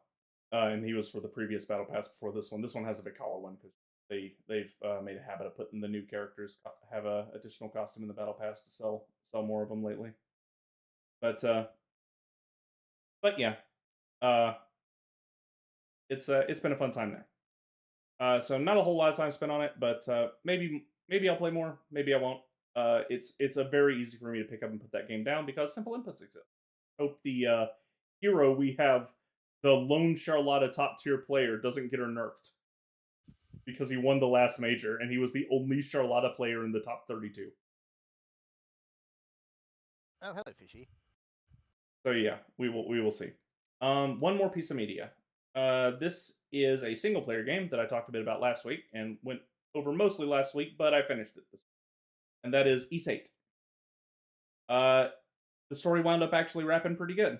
It was worth it from start to finish. It goes from uh, a recommend to a strong recommend for people that enjoy uh, exploration RPGs that are about mowing the lawn, finding all the secret nooks and crannies of the map, and uh, uh, unlocking new abilities, and competent action combat with a little bit of old school jank and animation timings. And telling stories around the campfire about your willy. Yes, and how it's trying to run away. What? I went AFK while I had my stream open, and resident uncouth sailor Sahad was talking about how he was so scared his willy was going to run away. That doesn't explain anything. I don't think there's more context to it. Alrighty then. So yeah, don't know what the game was like before. It had a lot of shoes before. I know its localization was awful. Archaeozoic big hole level of awful, but I didn't notice anything bad going through it now. The story was told competently, and Donna is one of the more fun secondary protagonist type characters, and more interesting ones that has to go through some genuine hard times in the past. And a couple lines. Realistically, she's missed her true calling of playing basketball. Oh yeah, the girl got mad ups. She can jump better than LeBron could dream. In fact, the whole cast can, but especially Donna. But yeah, for a character that's introduced the way she is, you may think, okay, she's just going to be the MacGuffin character or whatever. She may join the party later. No, she does have a little bit of Lyria vibes early on. But no, it comes in full, and her purity and perseverance that could be taken as just token purity Sue traits are looped back around with a few conversations that Adol has with her, where she's like, if I couldn't see the future and watch you on your adventures and know that I was actually helping you, I wouldn't have had the motivation to stick with everything. So it winds up being a cyclical loop where by viewing Adel in the future, she gets the motivation to keep going and grow to be the woman she is, and this in turn helps her set things up so that Adel can have his adventure in the first place. And the ending for the game was really well done, I thought. Apparently, there are some people that have issue with it and see it as a bit of a butt pull, but I liked it. And it also helps by setting up a cosmic scale tier retcon for a bunch of the issues of very early Ys to make the series easier to get into and where they can establish a proper timeline, because Ys has some timeline issues and figuring out which game to play. Like, Ys 3 is considered universally bad, and there are 3 different versions of the game that all tell completely different stories because they were made by different developers. Well, that's just confusing. Yes, so the end of Ys 8 sets up a retcon to fix this problem. And not a retcon out of universe, but one in universe. Like, we're busting out the top tier deities to do some rewriting. We gotta fix this mess. Yeah, so I understand why this is considered a good entry point now for the series. So as far as the series goes, my current plans that I've started already are to play through Ys 1 and 2, the collection, which are very old school games that use the bump combat system. Not just old school, they're just old. Like, these are, for those that aren't old enough to understand what I may be referring to here. The bump combat system is you literally walk into enemies slightly off center to do damage, and if you walk into them while centered or with your side or back facing them, you will take damage. That's how old school we're talking for Ys 1 and 2. They are very, very short put together, despite being story RPGs. They are very old school. Like, no quest markers, no quality of life, anything. Just walk around town, talk to NPCs, and eventually you'll figure out where to go if you listen to enough of them. And you might want to keep a guide up on another tab in the other monitor just in case you just don't have a clue what they're talking about. But it's been pretty interesting going through those. And this afternoon, I was almost able to get to the last dungeon of East 1. It's so short. East 2 is about twice as long, and this totals to between 9 and 14 hours for both games. But Oh, that is short, yeah. yeah, so yeah. I'm planning on going through those next for the East Ventures, and then What year were they? 1988. Find out. So it's probably Actually, short because they could only fit so much, Yeah, so for that much on the cartridge. that era, that's actually quite long. 1989 is when they came out. Yeah. Also, Falcom has always been back then. They would probably be considered indie, so they were not a big company. Now they're only a AA company, despite the trails. So Probably for the best. yeah, so they're Just hope that the freaking modern gaming audience community doesn't find trails. Otherwise, you'll find all the characters are suddenly gay. they have a Frenchman in the latest game who is very possibly gay. Well, he's Uh-huh. French. Yeah, he is Yeah, very like, French is like a separate orientation entirely. yeah. He is in fact he walks the line between Okama and French, if that makes any sense.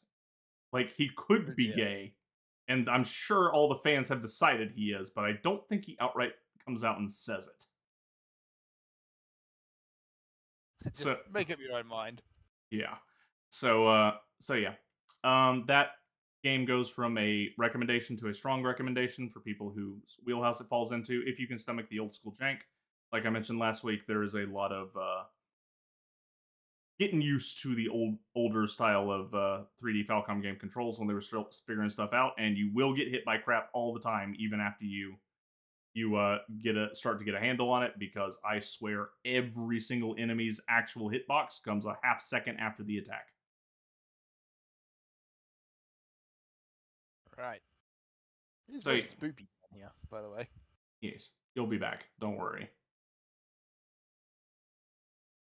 So yeah, that covers all the media I had for this week. All right. In terms of news, Oh, being about BioWare on my feed.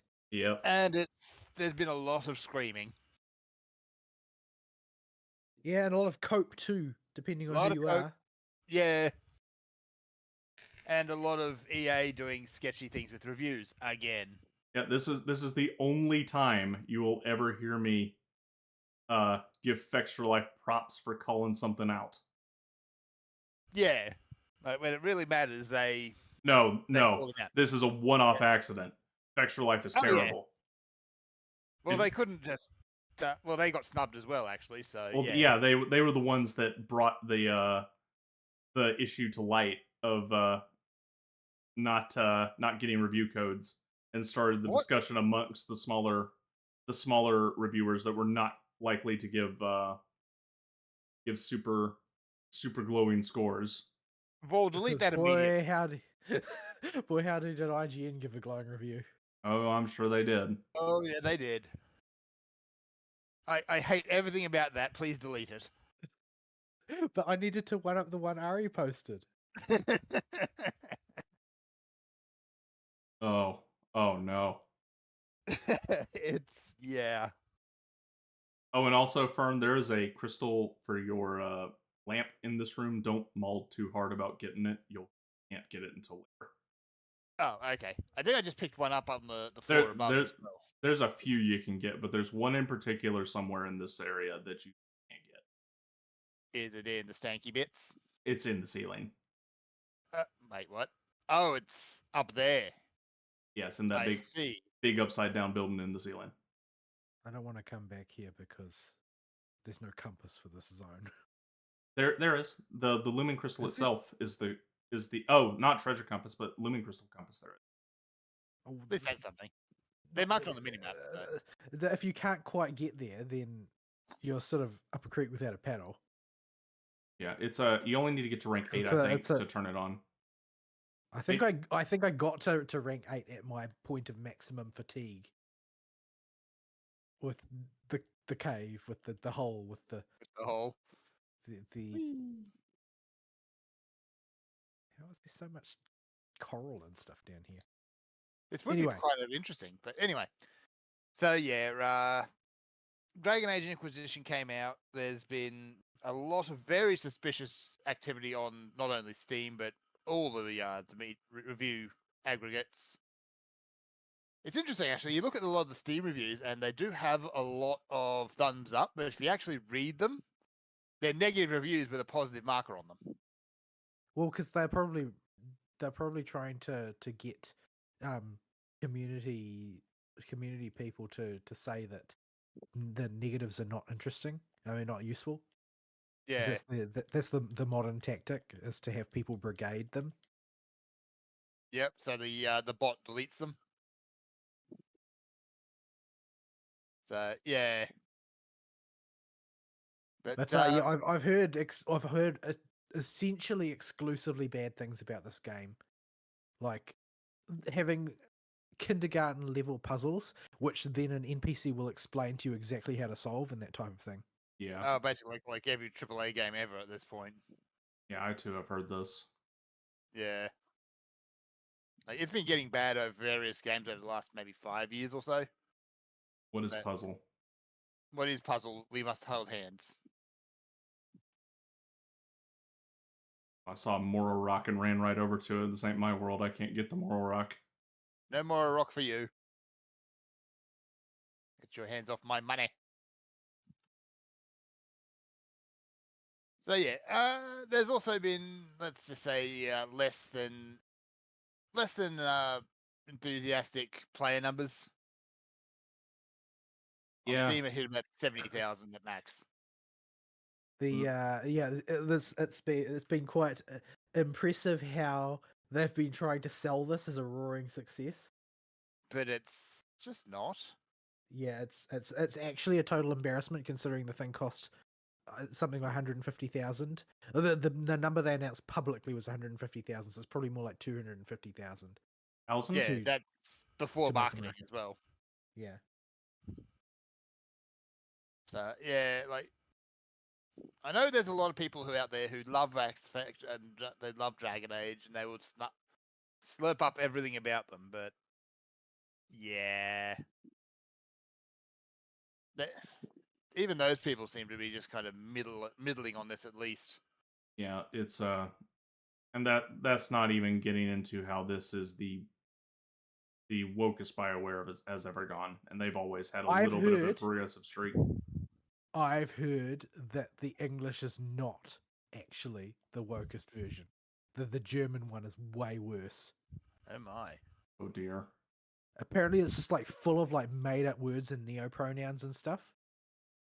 Oh, because remember, the German language is the most regimented rules-based language in existence. You have very rigid constraints, and it is also a gendered language. Masculine, feminine, neuter. Meaning that there is no wiggle room for like agrammatical novel bullcrap in German, because German is German is German. You can't make any changes. So anytime you try and introduce tranny bullcrap to the game, you have to start making up words.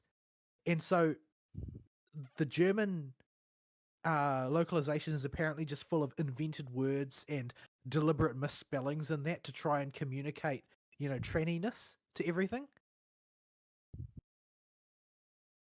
Right. Because apparently the way that the progressive lobby in Germany promotes their equivalent of non-gendered stuff is to just spell words wrong. The example that I've seen people give is, like, let's say if you're talking about a town guard, the word that you use in English would be a guard, right? But of course, guard will intrinsically have a gender in German, right? Because like every noun does. El Gardo for Spanish or something, yeah.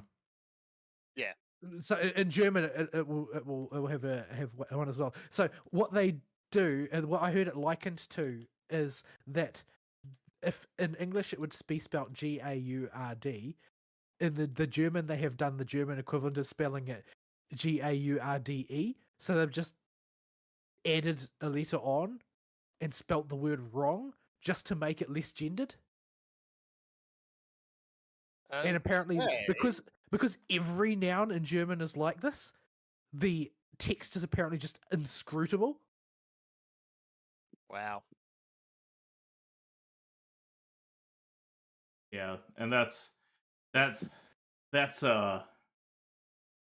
language specific. The game still has just like there's some cutscene they're apparently trying to purge from the internet. That's just a like 7 to 12 minute woke scold lecture about how you're a terrible person if you don't accept their ideology. Yeah, I've heard about that one too. I mean, Yeah. this is just the natural result, though, right? Of the sort of people who have been allowed to rule the industry in the West. It was always going to happen, and this is sort of like the metastasized cancer of the whole thing. Like, this is what we need. We don't need less of this. We need more of this. We need this to become synonymous with AAA gaming to the point that nobody will touch it. Yeah, we need to see more failures like this. I mean, the whole organism has become cancerous in purely economic terms as it is, with the ridiculously inflating budget, with the focus entirely on making as much money, using as many psychological tricks as possible to tricking people to spend as much money as possible while delivering the minimum possible game. Like the system was already rotten before the progressives got there, and now they're in control of it. This allowing them to just go recklessly ahead with this point of view is the best thing that could happen to AAA gaming, because it will kill it stone dead. And already is. Well, the way the customers are just walking away. Sailate on Well, this why would moonshoe you pad. spend money on it? Like it doesn't seem like they have very much interest in whether or not you enjoy it, just in whether or not it is an adequate representation of their ideology. But even without the ideology part, the game doesn't look appealing whatsoever. Yeah, It I looks mean, bland. Ari and I are doing an MPP. Yes. And so I won't go into depth here, but I think that because so many of these companies, their progressives therein, are going to be American and or following the American, particularly West Coast cultural view, the outcome of the election is actually going to, in the long term, rather than necessarily in the immediate term, affect the way this stuff goes forward. Because for a lot of people, I'm not sure how many people would push this ideological stuff if it did not grant them power. And if its star is no longer ascendant, will these people still back this ideology? Because this is not really, I don't think necessarily for 75% of these people, it's not actually about ideology. It's about identity and power. They want their identity to coincide with a group that currently holds power in some way. And if this withers on the vine, then the whole ideology will die. Not as a matter of fitness, but because I don't think there are all that many people that truly, in their heart of hearts, would adhere to this way of thinking where, oh, well, the most important thing is what's between my legs and how I force everybody to look at it. I don't think there are that many people who believe in that so much that they would keep pushing that ideology if there was no power to be gained from it. I want to believe. The people around that make me doubt more and more from just how brazen they are, but Maybe they could all disappear. You. This is not about people disappearing. The thing is that you have to keep in mind how strongly do you think the average one of these people at these companies, or any progressive generally, how strongly do you think that they actually hold that idea in their heads? Do you think that they can actually hold to a course of thought for more than a few minutes at a time without somebody constantly reinforcing it? Yeah, If they could, would they spend all their time on a Reddit board being told what to believe by each other? yeah, I know. It's So I think a lot of the stuff, once there's no longer any value attached to it, once it's no longer cool, once it's no longer a way of attaching to a power structure, because currently the dominant American power structure is, the Democrat establishment, which is all in on this stuff, but their coalition is fracturing. And will these people still persist when it's an entirely hollow exercise in material terms as well as sort of like spiritual and psychological terms? I don't think that they will. I think that they'll look for the next thing. They'll look for the next opportunity, and not even consciously, but because they are just products of sort of they are the fans of sort of culture view generally that are just altogether too serious about it. They're just altogether too hysterically into the current thing. They're not actually analyzing the concept from multiple angles and deciding that this is an ideology they agree with. They're doing the current thing. They're just doing it in an extreme way. And I think that we are at the end of that arc at present. Whether the thing that follows it will be better or worse is up for grabs, but I think we're at the end of the current arc, because I don't think people are willing to swallow this any longer, because not only is it ridiculous, but more importantly, it has starting to cross the threshold into being old hat. And when it's no longer fashionable, people won't want to be seen with it. yeah. It's we'll have, I think that the peak player count of like 77,000, that's people finding an old hat. yeah. I have some commentary on this, but I kind of want to. It bleeds very heavily into what may I think will become up at least for a little bit on the MPP, and it's a little dangerous to stay on YouTube in general. So I'll save it for that. I think. Well, I mean, you and I had our discussion about unpalatable topics before the show. Yes, that one I'm not even sure we can get away with on Rumble. Oh dear. We could Is probably that- post. Well, we could probably post it without fear of it getting taken down. Our reputations, on the other hand, Yeah, like I might get fired for that one. I don't think it's unreasonable, and I don't think it's rude even by my standards, by the things that I think are valuable and important.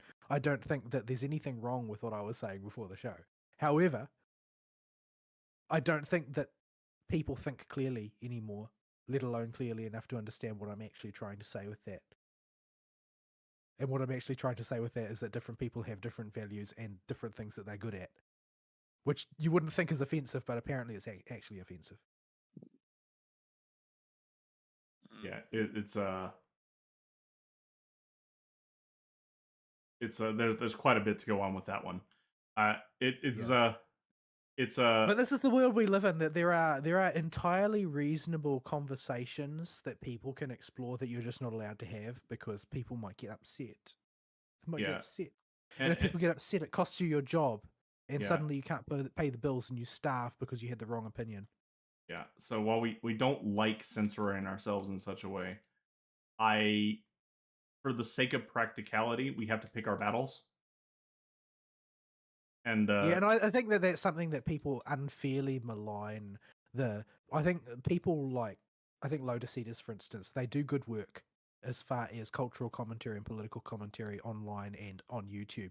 And I think people unfairly malign them for censoring themselves. But how much reach would they have if they could have no YouTube presence? yeah, it's not just your reach on these platforms. Yeah, if you're in the U.S., you are legally protected and can probably eventually win a protracted legal battle if somebody tries to do something like get you fired for something you say. However, I work for a European company. yeah, I am directly subject to ESG scores. Directly. Like they are something I deal with in my everyday life. yeah. So if you're not in the US, you have to deal with the very real threat of your job can be gone or you can be thrown in jail. And you have to decide is this the hill Is worth this the hill dying to on? die on? Yeah. And And it often isn't. If it's not going to transgress your morals in a direct way, it's often not, because you can do more good out of jail than you can do in jail. yeah, and it is much easier. It'll be much easier to pick apart the apparatus from the pieces that are vulnerable, that are easier to hit, and whittle your way down to the center, than it will be to blow your load to bust through one wall and then be in jail and not able to do anything else. But yeah, as far as Dragon Age is concerned, I feel like this is like the decadent industry in its death throes. This is what it looks like. Floppening. Yeah, this is the great floppening. This is what we've all been hoping for. And the fact that the media apparatus is desperately trying to create an image of the game being successful rather than letting the game success speak for itself shows that they are aware of that. They understand Well, that the number is up at this point. Yeah, if you actually read some of the reviews they make, none of them speak about the actual game itself. They will speak about what the game represents. The game is just an allegory, it's just a symbol, it's not about the game itself. But unfortunately, people don't buy allegories and symbols, they buy video games. Yeah, Or don't, in this case. Oh my goodness, Navia, your cannonballs got stuck. Navia, why? Bad Navia, what are you doing? Navia's cannonballs have catalyst logic. Yeah, they have tether logic too. But yeah, the catalyst logic will latch onto random crap in the environment instead of hitting the enemies right next to you. Yeah, see, this is why I don't ever fight Senora on my own. Because the only thing you can fight are the pylons at the corner of the room. Yeah. Yeah.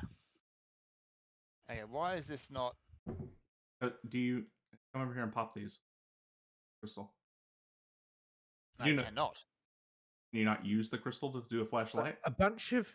I don't know where you guys are, because a bunch of your Well, enemies fell down here and I was fighting them and you guys left. Well, we didn't move anywhere. We stayed put. The enemies just left. Burton, did you not know you could pop your crystal to do a burst of light to clear the purple stuff? I've been using... No, Oh, he's yeah, been I doing have, it. I've but seen it. not on I've those seen him ones. doing it. Like, couldn't you pass me some Hilichils or something? Why did it have to be Abyss Mages? Because there's always Abyss Mages. We're fighting the sentinel dudes up at the top of the tower that have fell. Abyss Mages are significantly worse because those freaking shields. Yeah, the abyss mages teleported, and that's why they fell down the hole. They were still fighting you, like they were shooting up at you while I was fighting them, which is a small mercy. Which Well- means they're also dumb. Yes, they are. There's treasure down here. So anyway. So yeah, Dragon Age is... It's not as big a flop as other games, but it's still... It would be nice if it was, but I mean, you've got to think about like where the standard has been set, right? Because if you think about investors and their predilections, it's going to be they would have looked at Baldur's Gate 3 and said, "Get us some of that action." Yeah. And even more than that, like, think of the amount invested into this game. And those investors were expecting just a return at minimum. I think they probably didn't pull that. They might have taken a loss. Yeah, if they're only getting 77 on Steam, plus whatever they get on PlayStation, and I'm not sure if it's on Xbox or not, probably is. Yeah. I doubt they've even sold 1 million copies. I mean, people are slow learners in general, but if the same thing keeps happening enough times, eventually they'll get the idea that we can't just keep cranking this woke crap out. People aren't going to buy it. Yeah. Can't keep cranking these lazy games out. People aren't going to buy it. Yeah. Can you open the big doors with your crystal yet? No, I might have to go back up top and Upgrade it. actually get that. Actually, I hit a waypoint down there, so let me jump up there and do that. Are the big doors Oh, yeah. all shortcuts and bonuses, or are some of them necessary? I do not remember. Why are they throbbing? But Throbbing? yeah, I thought that Baldur's Gate was pretty degenerate, but Dragon Age seems to have set out to outdo it along every possible axis. Yeah, So- Baldur's Gate was basically as degenerate as you wanted it to be, though. If you wanted to do a being degenerate as you want it to be just means that the developers were maximally degenerate. Yeah, Because I mean, they had to write and develop all of that stuff to begin with. But I mean, from that perspective, like, it was basically Baldur's Gate 3 was what made me throw caution to the wind and abandon all dignity as far as playing anime slot was concerned, because there is no way that the sort of like hyper naive optimistic plot lines and fan service in anime games was worse than the And having sex disgusting with a bear? bestiality Guna bait in Baldur's Gate 3 and the sort of like pseudo intellectual, overly cynical bullcrap that they call a story in modern Western RPGs. Like, there's not really any reason to be ashamed of playing anime slot against that backdrop.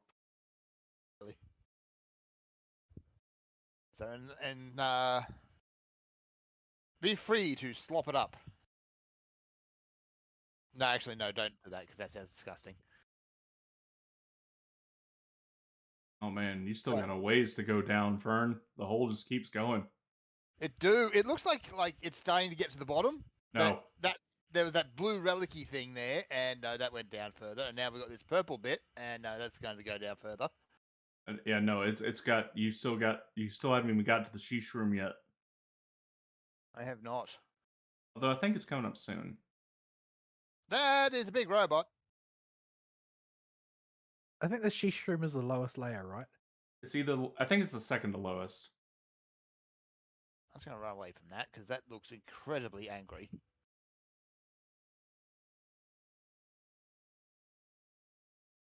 Fern's icon maybe.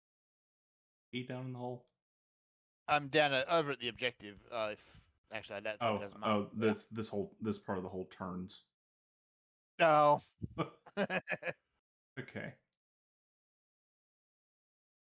Okay, I'm starting to see mushrooms. After you jump down this part of the hole. Yep. Yeah, this hole just keeps going. It do. Like, looking at the map, there's still another, maybe what, quarter of the map I haven't seen yet? Oh, this Electromage I know this Electromage. Probably don't want to kill it because it might wig out. I've got a Sealy here that seems to just be going around in a circle. Is it the waifu Electromage? Yeah. Nah. Oh, I see what this puzzle is. Okay. Why? Who designed this? This is irritating. Okay, you go there. Did you do the Electro Sele on the last island that takes you on a flippin' world tour? I have not. I did not do There we go, Electro generally. Because they are a pain. This one goes around literally the entirety of the island, I think. The last island. The main story last island, not the bonus islands.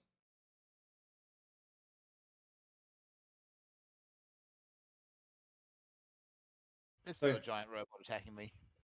I don't know where you are. I think I'm near the second bell. Oh, you're way the heck over there. Yeah, because I kind of came back in the opposite direction somehow. Okay. Yeah, if you go in this way, you have to go up. Sailor here, and why won't you go into your home? He's sitting in his home, but he won't go into his home. Go home. I'm gonna shoot the big scary robot for you, Fern. Oh well, you just did. That was not so much a question as a I'm declaration gonna of go shoot this intent. big. I'm gonna shoot this big scary robot. So anyway, yeah, it's another flop, and it's not going to be the last one yet either. Something about What this. what do you think is the next one on the docket? Assassin's Creed Origins is going to be right. Not Origins. All right, Shadows. that hasn't happened yet, has it? I keep thinking that it already has because it's like the return ticket on that one has already been punched at this point. Yeah, it was going to be, I think, coming out originally this weekend, if I recall, something like that. But yeah, it's November. Oh, sorry, it's February now, and that's tentative at best. That date. Because yeah, there's a whole bunch of rumors about what's going on like that in there, like replacing the protagonist, which is not going to be a small undertaking. Also going to be functionally impossible this late in the development, and is going to wind up a disaster. But Yeah, you're going to end up with an absolute mess. oh, he's very purple. He is purple. Can you Yeah, blow on him? Let me swap characters out here. Sorry, Sucrose, but you're not particularly helpful.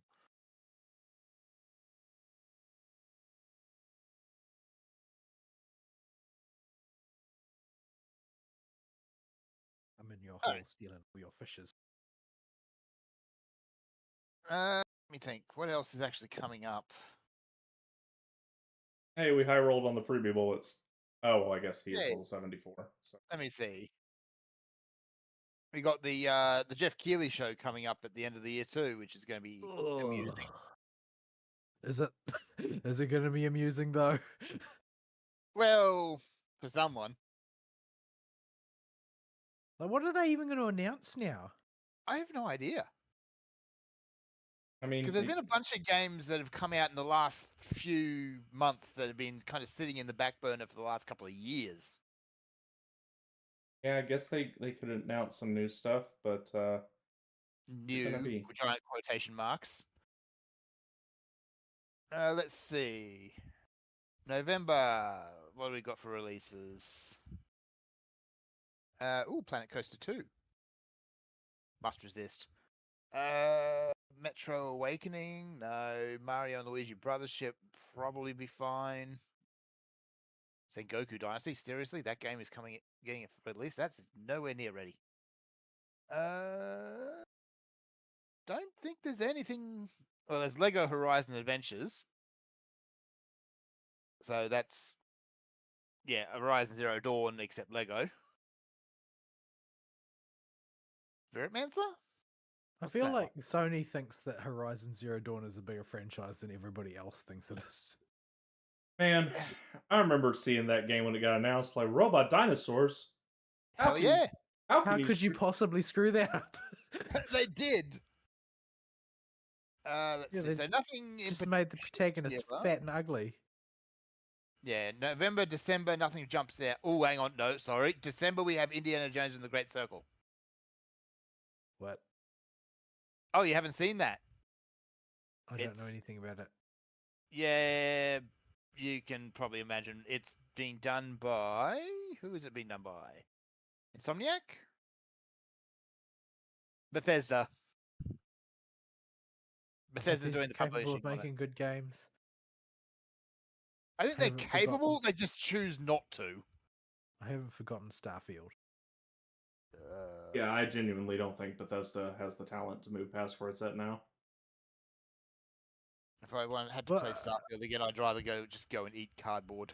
I mean, we can't really know if they've got the talent because we have no idea if they've got the will. Their priorities just seem to be elsewhere for the most part. Yeah. I mean, in a perfect world, they've been prioritizing something incredible in the behind the scenes, but, that's just wishful thinking.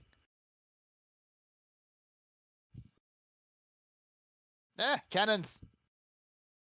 Fire with rocks. So, yeah, Indiana Jones I can see being the next big flop. Because it's Disney and it's Bethesda and it's, Marvel Rivals. I mean, Nobody cares about Marvel anymore. Marvel. Nobody really Marvel- cares about Marvel. They shot their shot. It's over. Yeah, Marvel has. I've seen a lot of cope about how we haven't reached franchise saturation. They're wrong. Yeah.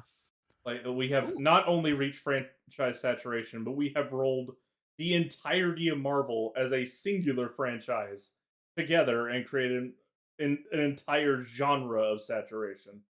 Yes, we have. Alternatively, there's a 1.0 release of Caves of Could coming out, so you can grow 6 extra arms and go and befriend a wall. Didn't Seth review that game? Yes, he did. All right. So yeah, there's a whole bunch of other stuff kind of in the works. For some reason, they've got Arc 2 listed here as just upcoming, but that game I don't think is ever going to actually come out. They gave all their money to Vin Diesel and forgot to leave any for development. Bet this ruin guard wakes up if you open this chest. I bet you do. Where I are don't you? know. It's not one of the glowing ones, but maybe it will turn glowing. Yeah.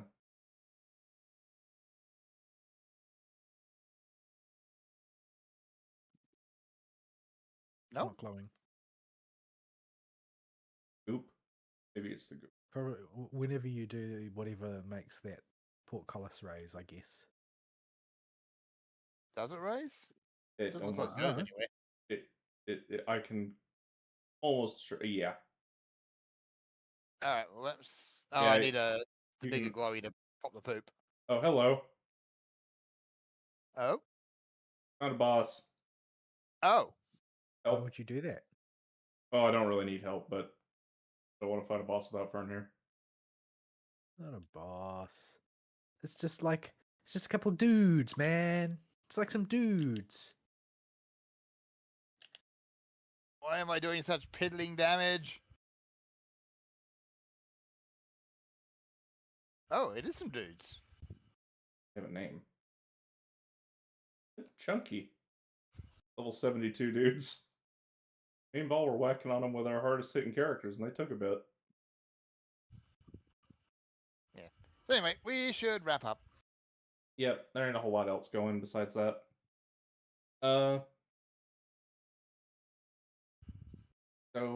Yeah. Y'all got any last words before I send us out?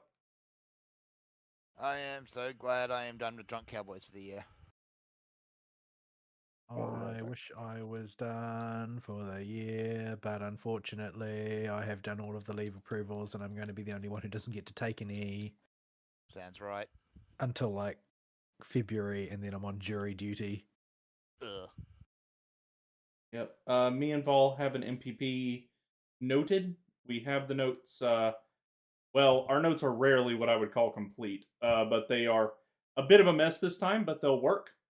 Tomorrow we're going to record it and roll what we got. I'll try to remember to get a few visual links after church for my afternoon nap, and put some stuff together, and we will have that MPP out on Rumble. Probably doing it tomorrow. For the US, it'll be Monday morning. Just in time for it not to matter because the US will be plunged into a civil war. No, that's on Tuesday.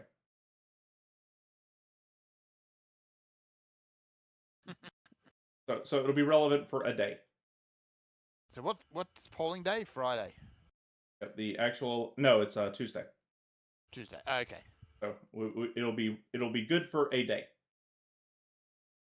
Have you got stock on hand to deal with all the burst pipes that you're likely to face? Oh yeah. Don't worry, we got them covered. Like all last week, I was working on this. All this past week, I've been working on this giant Walmart job in Coleman, Alabama. And the guy calls me. He's like, and says he's probably got a PO coming on Monday or Tuesday. And Vol said the thought I had. I'm like, if we have a country on Tuesday, it's a very harrowing thought. Got to make that crap count. But it is a really big windfall of a job that I've been working on for many months now. and helping revise and engineer on, and I will be very happy if I can sell this thing because it'll cover at least a payroll and a half, maybe 2 full. Damn. Yeah, this thing has been a not one that's been a pain, just has standard work, so I haven't mentioned it before.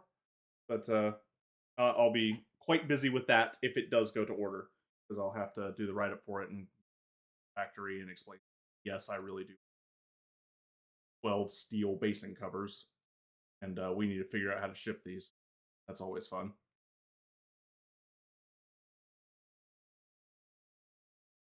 So yeah, we'll have MPP out as soon as we can. And I guess we'll see y'all next week. Sayonara. Bye bye.